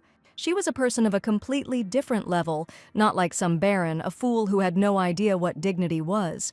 "Those eyes," the baron exclaimed as his gaze and Diana's met. He remembered them. He had seen those eyes only once, at a ball in the palace, golden hair shining in the sun and beautiful emerald eyes. She was a saint that even angels admired. Everyone talked about her, and now she really stood before him, the baron. Diana simply said that this is true. She is indeed the Grand Duchess of these lands. She gave her name. She was Diana el-Fereshte. The former offender fell to his knees, bowing to Diana to the ground. He begged her to forgive him for his insolence, because she was her grace, the Grand Duchess. He dared not to recognize that such a high-ranking person was in front of him. Diana looked down at the man and said that her request remained the same. The baron should apologize not to her, but to Lueri. She explained that he was not a beggar at all, but a candidate for the post of the next head of the magic tower, Lueri de Constantine. The baron asked with horror if this was really the head of the magic tower. He began to bow earnestly and beg Mr. Lueri to forgive him, because he was very sorry that such a misunderstanding had occurred. He asked the Grand Duchess and the powerful magician to forget his clumsiness. He held out a box with the goods that Diana needed and asked her to accept it from him. And he himself would pay for everything, he insisted, although late, so as an apology, he would now like to give the Duchess this thing. "Enough," said Diana, who was very uncomfortable watching this strange scene. Diana told the baron to try to stop judging people by their appearance in the future. She wanted him to get rid of this bad habit. Turning to leave, Diana said one last thing, that someone like the baron was a disgrace to the nobility of the Edith Empire. It was funny because for Lueri and for Diana herself, nothing had changed. But this baron, trembling on his knees, simply found out that they were the Grand Duchess and the future head of the Magic Tower, and immediately changed his attitude towards them, as if he had changed his shoes. What could be unclear here? A person's true worth was not dependent on status, Diana thought as she and Lueri walked away from the unpleasant scene together. On the street where they went out, the sunset was already breaking, filling everything with a special light. "Madam," said Lueri as they walked past the white doves sitting on the pavement. "Madam," he called her. They passed the alleys illuminated by lit lanterns. Lueri urged Diana to wait for him as they walked across the bridge, she in front and he a little behind. Finally, Diana stopped abruptly. She turned to the magician and asked if perhaps she had been too rude. And then she apologized. She explained that she began to get too angry when she saw such people in front of her. Lueri laughed and said he had no idea what could be rude about it since the Duchess looked so cool. So, talking, they walked further through the Sunset City. Later, already in the ducal mansion, light poured through the large windows. It illuminated a woman and a girl sitting at the table. The girl was reading a large book out loud. "Is there any greater grief in this world than to see your own child die?" Catherine read. "This is the bitterest fate, surpassing all other trials," Catherine read, while Diana drank her tea with painstaking calm. "But this is only one of the many pains we are destined to endure," continued Catherine, pressing her hand to her chest. Diana asked Catherine to stop because she noticed that her voice was hoarse. If she was in pain, then there was no need to read on. Catherine was surprised because she had never been given a break while reading before. Diana pressed her hand to her cheek and said that everything was true. She was just worried about the Duchess of Iverg. She explained that this lady valued the voice above all else, and Catherine exclaimed something loudly in surprise. Diana asked the girl if she didn't know this. Catherine cried out that of course she didn't know this, if her mother never told her about it. Duchess Celine of the House of Huang Iverg was a woman with a fine taste for the arts, but she adored music above all else. In a past life, in order to gain the favor of the influential Duchess, Diana specially hired a vocal teacher for Catherine. At that time, Diana still sincerely wanted Catherine to become the wife of Prince Sawyer. "Mother!" Catherine exclaimed loudly, distracting Diana's attention from the reflection in her teacup she was examining. Catherine was determined to tell her parents to find her a music teacher. Diana asked if the girl was sure that this was necessary for her now, since she was already studying magic, and whether it would not be too difficult for her. But Catherine objected that all this was unimportant, since first of all, she had to please the Duchess of Iverg. Then Diana agreed. She said that she would find a teacher, but only on one condition. Diana smiled and said that Catherine would study with her new sister. "What?" Catherine shouted loudly and asked if she meant Azel, whether Diana called her sister. Diana replied that everything was exactly like that, and said that if Catherine did not want it, then how could she know? To which Catherine immediately assured that she agreed. Diana admired out loud how much Catherine had grown. She said that she was a great girl, although deep down Diana was sure that with such a voice, studying music was still a waste of time, so Catherine should prepare to lose to the real heiress again. Catherine closed her eyes and clenched her fists, convincing herself that for Prince Sawyer she was ready to do even more and could endure even more. Diana looked at the girl and thought that it was time to go. "Come, Catherine," she said, and suggested that they should take a walk together, as in the old days, for she had time. "Yes, mother," answered Catherine, and they stood up and headed towards the exit of the room. At this time, Azel was walking through the sun-drenched garden towards the wooden fence. The girl was serious and focused. "Azel," she heard, and froze for a moment. "Father," the girl exclaimed then, and quickly turned around with a joyful smile. The Duke was indeed standing nearby. Catherine told the Duke that she had been waiting for him so much. Calypso asked how long she had to wait for him. The girl answered that no, time flew by quickly, and she was happy just from the wait. Calypso asked why she was happy, and Azel explained that the thought of walking with her father made every moment joyful. Azel took the Duke by the hand and said, "Let's go." Calypso and Azel walked hand in hand along the path into the depths of the park. They said that the scent of the flowers was wonderful and must have had a calming effect. Calypso looked at the serene girl next to him and did not understand how she could be so happy. After all, he did not give her any jewelry or dresses, it was just a walk. "Beauty," said Azel, looking at the flowers. Calypso wondered why such a girl grew up without family care. Finally, he asked her how it happened that she ended up in an orphanage. Izel turned to him and replied that it was her father who decided this, and that her parents didn't get along. Looking down, Izel sadly admitted that her father had hated her all her life because she was too similar to her mother. She said that it was such a strong hatred that he even wanted to kill her. Calypso apologized for asking about it, but the girl assured him that everything was fine and called him father. Then he asked how things were going with her mother. Izel replied that she died early precisely because her father hated her so much. She looked at Calypso and told her that her father killed her mother. Izel's eyes flashed with hidden hatred, and she thought that it was the man who was now standing right in front of her who did it. Calypso asked how this was even possible, and the girl replied that her story was indeed quite unusual. Izel stepped aside and turned her back to the Duke, and then said that her father killed his wife for money.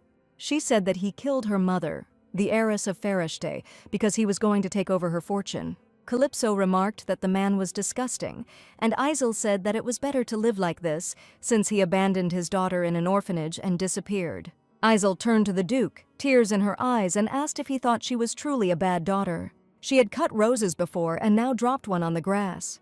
Calypso hurried to hug the girl. He said, no, he did not consider her a bad daughter at all, because only adults are bad. He didn't see at all the gloomy expression on Izel's face as she listened to him now. The plan to kill Diana was made by Izel. He never even had time to say how she died. He wasn't to blame for it. Izel thanked him, still remaining in his comforting embrace. All this was seen by Catherine, who looked at her father with disbelieving eyes. "Father!" Catherine cried out loudly and asked what he was doing. She ran closer and pushed Izel away from her father, causing her to scream as well. "Move away," Catherine demanded angrily from her. She asked why Izel dared to walk with her father. Calypso was quick to intervene, asking Catherine why she was behaving so outrageously. He asked her if his walk with his daughter could be a reason for anger. Catherine asked, annoyed, which other daughter he meant. Izel, with her head bowed, asked Catherine for forgiveness. She said that she had no idea that her sister also liked walking, and then offered to walk together from tomorrow if Catherine wanted it. "Yes," said Calypso, and explained that it was he who suggested the walk, and Izel had nothing to do with it. He just didn't understand how he could not be angry now. Trembling with anger, Catherine declared that the Duke was always too busy to walk with her in the garden. She asked why he was doing this now with this beggar woman who had come from nowhere. Anger and tension literally thickened the air between them. "Enough," cried Calypso, and he slapped Catherine across the face and then told her not to test his patience any longer.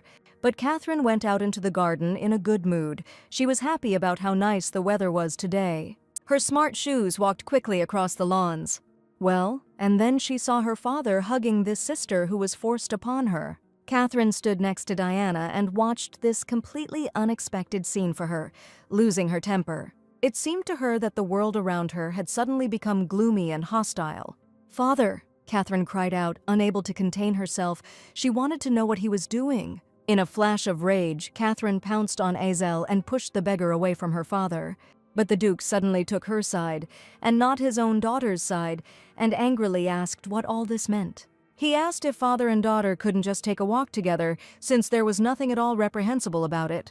Catherine did not expect to hear the Duke so quickly start calling this beggar his daughter, and himself her father. That's why she called Izel a dirty girl who came from nowhere. Catherine stood in front of the Duke, and Izel hid behind his back, and the Duke told Catherine to stop, not to test his patience. He even raised his hand to the girl. Catherine, with tears in her eyes, pressed her palm to the reddened place of the blow, looked at her father, and asked how he could do such a thing to her. Calypso turned to Diana and said that it seemed that up until this point he had spoiled Catherine too much. She had become too arrogant. Diana, looking down, said that it was all her fault. Izel stood nearby. Her large emerald eyes seemed confused. She pressed her hand to her mouth in fear. In fact, Izel thought that Catherine was just a stupid girl and secretly made fun of her. Catherine saw what was happening. She angrily rushed at Izel and screamed that she would kill her. Calypso held her back, demanding that she stop. Calypso said that he could not forgive this. From today, he was putting Catherine under house arrest for a week. She would have to sit quietly in her room. Catherine screamed that her father was treating her unfairly.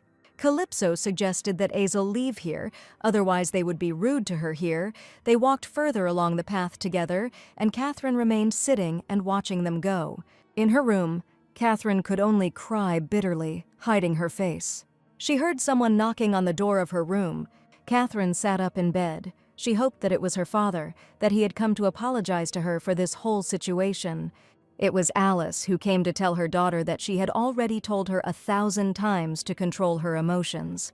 The girl glanced at her and thought that her mother was not on her side either, and then asked her not to yell at her. She screamed that she hated everyone, her father, this girl, and her mother. Catherine fell back onto the bed and began to sob. She wiped away bitter tears with her sleeve and thought about why she had become like this. How nice it would be if her mother had been a Grand Duchess, if her mother had not been a fake. She turned around and asked Alice why she had not become the Grand Duchess instead of Diana. Alice looked at her, not expecting that she would be accused of lacking nobility of her impoverished, noble family. For her, these thoughts had been just as painful for many years. She believed that Catherine was right now. She had asked herself these questions even when she herself was such a child. She also wanted to know why it happened that she was born into a poor family. She was outraged that her father was always so short of money that he couldn't even buy her a new dress. Her father only apologized to her with visible awkwardness. This story began when Alice was 10 years old. Her poor and worthless father still had one pride, his connection with the Marquis of Ferechte. The naive and good-natured count was to the liking of Marquis Ferechte, and thanks to him, Alice visited the Marquis's estate for the first time. The Marquis himself met them at the entrance to his house. "Here you are, Bert," said the Marquis, seeing his friend. The Count bowed and greeted the Marquis, and then thanked him for the invitation. He told his daughter that Alice should say hello too, and the girl said hello and said that her name was Alice Blair. The Marquis said he was glad to see Alice and invited her to sit down. Alice simply couldn't take her eyes off anything around her. The tea set, the furniture, even the floor underfoot, and, of course, the huge lush garden, all of this was top class. While Alice was looking at the unprecedented desserts, the clear voice of her peer was heard. "Father!" exclaimed the then unknown girl at the moment when Alice brought the treat to her mouth. The girl had golden hair and green eyes and was wearing an elegant lilac dress. She happily told her father that she had arrived. Alice froze looking at this girl. Alice's father rose and greeted Lady Letitia, who in turn greeted Baron Blair. Alice glanced sideways at her father, thinking that he was bowing very pitifully before some girl her age. Did he really have no pride at all? Her father told her to say hello too. Alice greeted Lady Ferechte and said that she was Alice Blair of the Baron Blair family. "Wow," said the girl with emerald eyes. The girl greeted Alice, expressing great delight at this meeting. She turned to her father and asked if they could play with Lady Blair in her room. The Marquis replied that of course he would have some refreshments served there. They went into the girls' chambers. The maid brought them a lot of desserts. Alice thanked them for the invitation, and the girl replied that it was not worth thanking. It was the first time she had a guest the same age as her. She was very happy about it.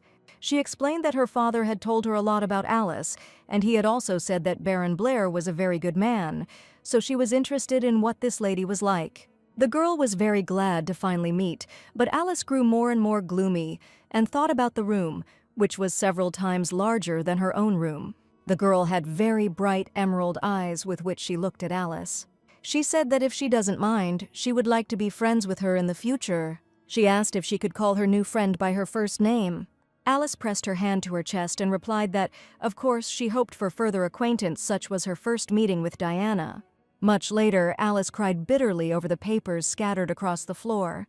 Diana sat down next to her and asked if Alice was saying that she would refuse to enroll only because she did not have enough money for her studies. She asked her not to worry. Diana assured that she would find these funds. Diana turned out to be a surprisingly convenient target. She was the only inheritance that Alice's father left her when he died. Diana was a saint blessed by God. For Alice to touch her pure heart, just a few tears were enough. Diana generously provided her friend not only with tuition and living expenses necessary to obtain the qualification of a doctor, but also with the best dresses and jewelry. Alice always wore the images presented by Diana at all balls and events. The main thing was that Diana introduced Alice to everyone at events as her best friend. She took Alice to all the social places, introducing Lady Alice Blair to important people. Therefore, despite the very modest title of Baroness, the arrogant aristocrats did not dare to treat her with disdain. Alice told Diana that she shouldn't offer to lend her the dress, because she couldn't keep abusing her friend's kindness. But Diana exclaimed that it wasn't so. Diana took Alice's hands in hers and squeezed them, and then said that she had told her Allie that she was her best friend. Diana was a useful and reliable shield for a girl who had absolutely nothing else. Alice thanked the lady, saying that she did not know what would have become of her if it were not for Diana, but she believed that she was not like her father. She would not humiliate herself in front of Fereshte. She will simply find maximum use for it and use it throughout her life. This thought made Alice burst into laughter, which she could not restrain. She laughed loudly at Diana's stupidity, which was entirely in her hands. It was pouring rain that day, and both friends were sitting in the mansion. Under the windows, a fountain was splashing and roaring, and flowers were getting wet in the flower beds. Excuse me, what are you talking about?" came up in a conversation between friends. Alice asked Diana what wedding she was talking about now. Diana replied with a smile that she was going to tell her everything anyway, even though it was a marriage of convenience, to which Alice asked who the groom was. Diana said that this was His Highness Duke Calypso of the Grand Duchy of Ernst. "Oh, so that's how it is," said Alice, and he asked if they had met before. Diana said with a smile that yes, he is a very good person. He said that he will always take care of her and protect her. She had heard of the Grand Duchy of Ernst before. It was one of the noble families of royal blood. Alice thought that, after all these love games of aristocrats always represent the same thing, and the Duke is certainly ugly and completely ill-mannered. Alice decided that, who knows, maybe the day will come when she will worry about Diana. But then the day came when Diana introduced Alice to the one she had told her so much about. Diana told the Duke, who was walking towards them, that in front of him was her closest friend, Viscountess Alicia Le Blair. The Duke turned out to be a young and attractive man. She smiled at Alice and said that he was glad to meet Viscountess Blair. Alice realized how much she had wished until that moment that Diana's fiancé was not perfect. She curtsied and asked if his lordship had come from afar. The Duke looked kindly at Diana and said that it would be nothing to him if he could see his dear. He planted a kiss on Diana's forehead and assured her that he was not at all tired, and she laughed and said that it tickled. Alice looked at this scene with a gloomy look. It was too much like a work of art in which there was simply no place for her. "Your Excellency," Diana turned to her betrothed. She asked if she could invite Alice to the duchy after the wedding. The Duke said whatever his dear wanted. Alice said that the car was running late. She was going to check. "No, Allie," objected Diana. "You couldn't force the guest to do this. She'll go herself." With a sweet smile, Diana turned around and suggested that she and the Duke chat for now. Diana walked out and closed the door behind her. Alice thought that she had planned it that way. She understood that, of course, Diana would propose it herself and leave herself. It was a sunny day, filled with bright light and heat. Alice noticed that it was still a long time until summer, but the room was already unbearably hot. Diana said that if his lordship did not mind, she would ask permission to open the window. "Open it a little," said the Duke. Alice stood up and walked towards the windows past the sofa on which the Duke was sitting. At one point she gasped and staggered because her heel broke. She managed to fall so successfully that she ended up right on the Duke's lap. He asked if she was okay, and Alice assured him that of course she was. She was fine, thanks to his lordship catching her and then asking her to forgive her. She wanted to beat him back. She wanted it so much that it was impossible to tell whether it was because she envied Diana or because she herself had fallen in love at first sight. She looked at how these two were carried away by each other, and her hands shook with anger. There was no rush for the plan she had come up with, so for a while Alice simply watched from the sidelines. From then on, every time Calypso came, Alice tried to use Diana. She was always and everywhere with them. Even if she kept her distance, Alice knew that no man could resist a woman's body. Little by little, slowly, Diana left her mark on his memory. It was too easy to deceive the pure and naive Diana. This is how the days passed in the mansion of Duke Ernst. One day Diana stood there, deep in thought, trying to decide what to do. Alice came up and asked what had happened, and Diana replied that there was a seal in a box on the table that his lordship had brought to prepare for the wedding. It seemed he had forgotten to pick it up. Diana admitted that this important seal could not be lost, and she could not even send a servant. It was difficult. Diana looked at her notebook and said that there was nothing to be done. She would have to cancel or postpone everything for today. Alice closed the notebook with one movement. "No need," said Alice. "She can carry it in on the way." Diana looked at her friend and said, "No thank you, Allie." But Alice confidently said that she would also take a walk for once. It would be quick through the tunnel. Diana said in confusion that Alice was still a guest in their estate, but Alice smiled convincingly, stopping her hesitant objections. She simply said that Diana was her closest friend. Soon, Alice was already sitting in the carriage, and Diana thanked her warmly. She said that she trusted her with the seal, and Alice replied that there was no need to worry. The carriage departed, and Diana remained in the estate and for some time simply watched it go. She thought that it was her great happiness that she had a friend like Allie in her life. She didn't know that her friend might have her own calculations. It was already night, and a narrow crescent moon appeared in the starry sky. The two were drinking tea and discussing pressing matters. The Duke's interlocutor asked how he was doing, how his bride was, that girl from Fereshte.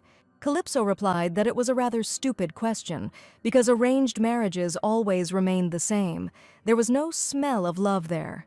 The Duke's interlocutor laughed and said that Calypso was also quite cold-blooded. Calypso replied that he could not do anything. He needed the Marquise's help. He also said that it was hard to play someone you were not at all like, at which point a servant reported to his lordship that Viscountess Blair had arrived.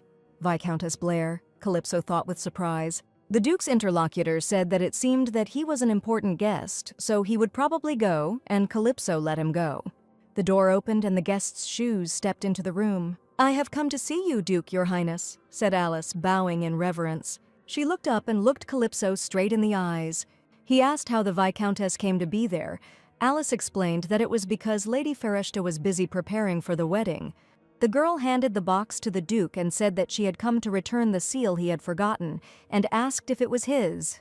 "Yes, thank you," Calypso responded and took the box from her hands. He never expected that at that moment Alice would rush into his arms. Calypso asked in surprise what the girl was doing. "I heard everything, your highness," said Alice. She put her arms around Calypso's neck and said, looking into his eyes, that she had heard the whole conversation, heard absolutely everything. Alice stood for some time at the door of this room, waiting for permission to enter. She realized with surprise that the Duke was also just using Diana. She couldn't believe what she was hearing, that this marriage was just a matter of convenience because the Duke needed the help of the Marquise Fereshte. Alice thought that all the sweet talk of Diana's fiancé was just a mask. He was just the same as she was. She didn't know whether to tell Diana the truth, and the Duke tried to explain that they seemed to have had some kind of misunderstanding. Alice said that she would not tell her friend all the details. She confessed that she fell in love with His Excellency at first sight. She asked if he also felt attracted to her, wasn't she right? Calypso asked the girl directly what she wanted from him. "Love? Your love," Alice said with feeling, assuring that this was all she wanted. This was quite unexpected for Alice. The seal, forgotten by everyone, fell at their feet and rolled across the floor. Alice pressed herself against the Duke's lips, and that night they became one. The plan to kill Diana was recently hatched, and Calypso was actively involved in it. The first step was to get a job as a doctor. Silly Diana didn't suspect anything until the very end. She was very happy to see her friend. Alice hid her pregnancy from everyone and gave birth to Catherine in secret. Then Diana gave birth, and Alice lied to Calypso that the Duchess's child did not survive. This allowed Catherine to take her place as heir to the Duke's household. They were a happy secret family. Everything was going swimmingly. Getting rid of Diana was the perfect completion of the plan.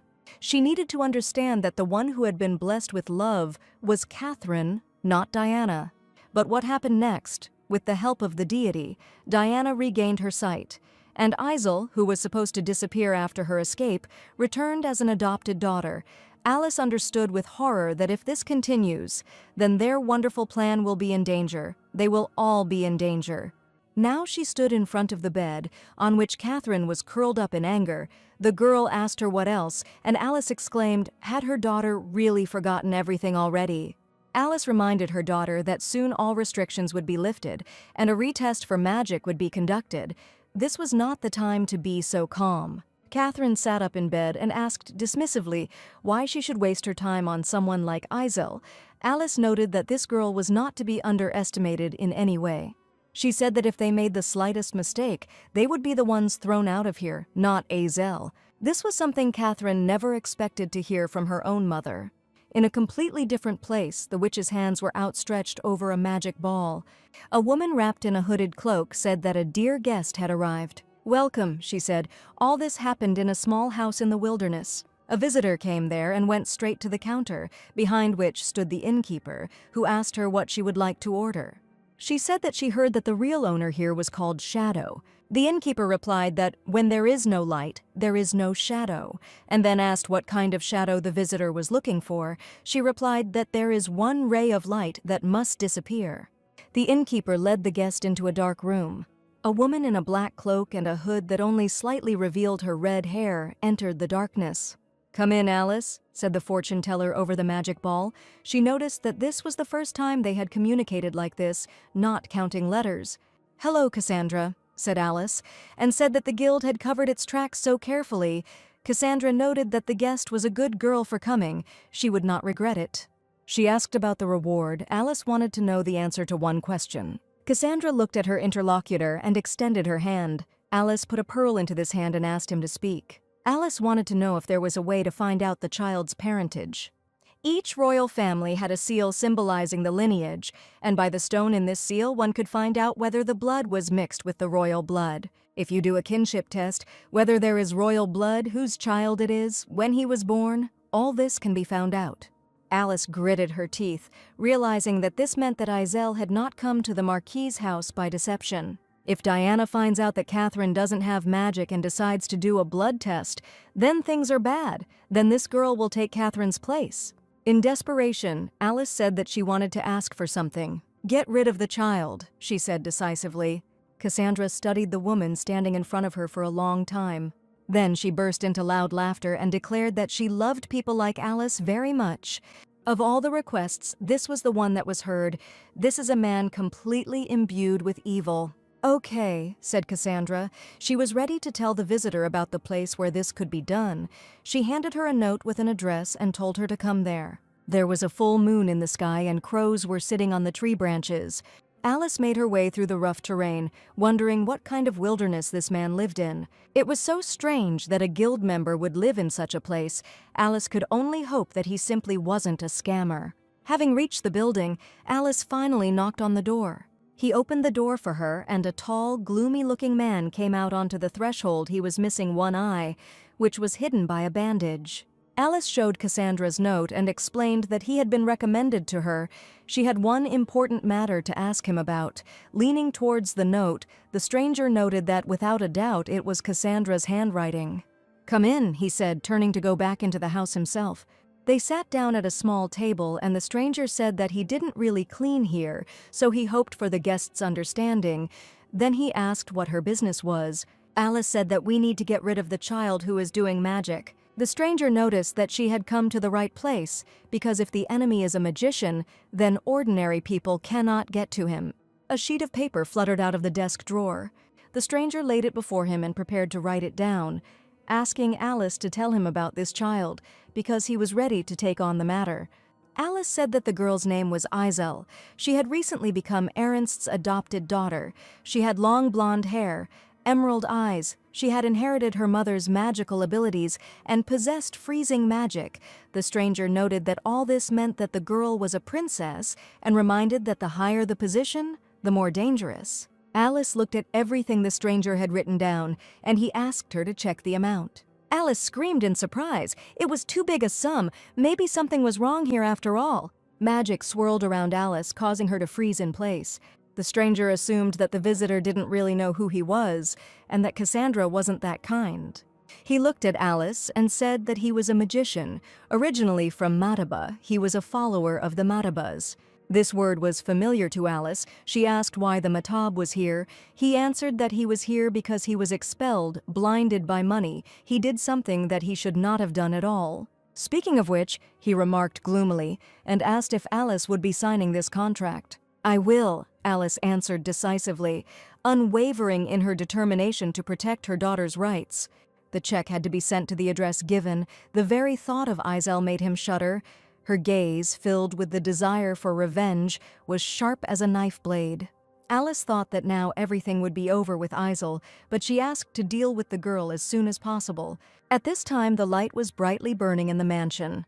Diana was in the same room with the maid Shane when she heard her daughter's ringing voice calling out to her. A joyful Izel ran in, clutching the letter to her chest, and said that she had received an invitation to Matab. It was a little strange that this invitation was delivered at night. Diana was surprised by what happened, because Alice said that she went out to buy herbs. But still, it was an ordinary thing, which could not be given much importance. Shine brought the letter and said that it was for the lady. Diana opened the envelope and began to read. She was surprised that there was no address on the envelope. Diana asked her daughter if what she told her was true. She was very surprised and thoughtful, so much so that Izel had to call out to her to bring her out of her reverie. Diana stroked her daughter's hair and said that she remembered something because she had been there as a child too. It was an extraordinary and completely new place for her. It was filled with magical energy flows. "Wow," Izel said excitedly, her eyes shining, and she declared that she simply couldn't wait for this day. Finally, this cherished day has arrived. The sun's rays were shining brightly through the windows of the mansion. "Wait, Izel!" Diana called out to her daughter, who was spinning around in her new outfits and shoes. Yes, she turned to Izel's mother. She was already completely ready to go out, dressed in a traveling suit and hat. Diana said that the girl should take gold with her just in case. Izel objected that this was Matab, gold was not needed there.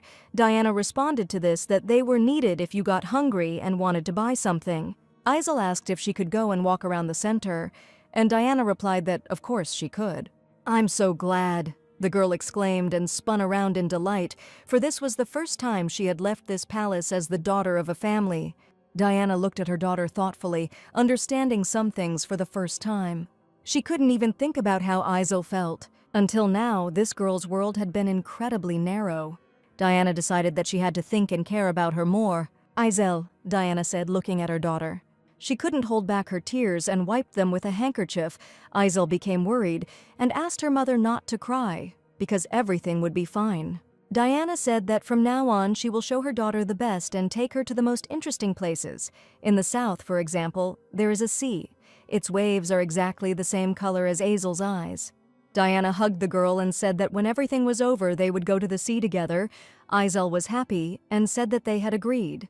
The white horses from the ducal stables were already harnessed to the carriage.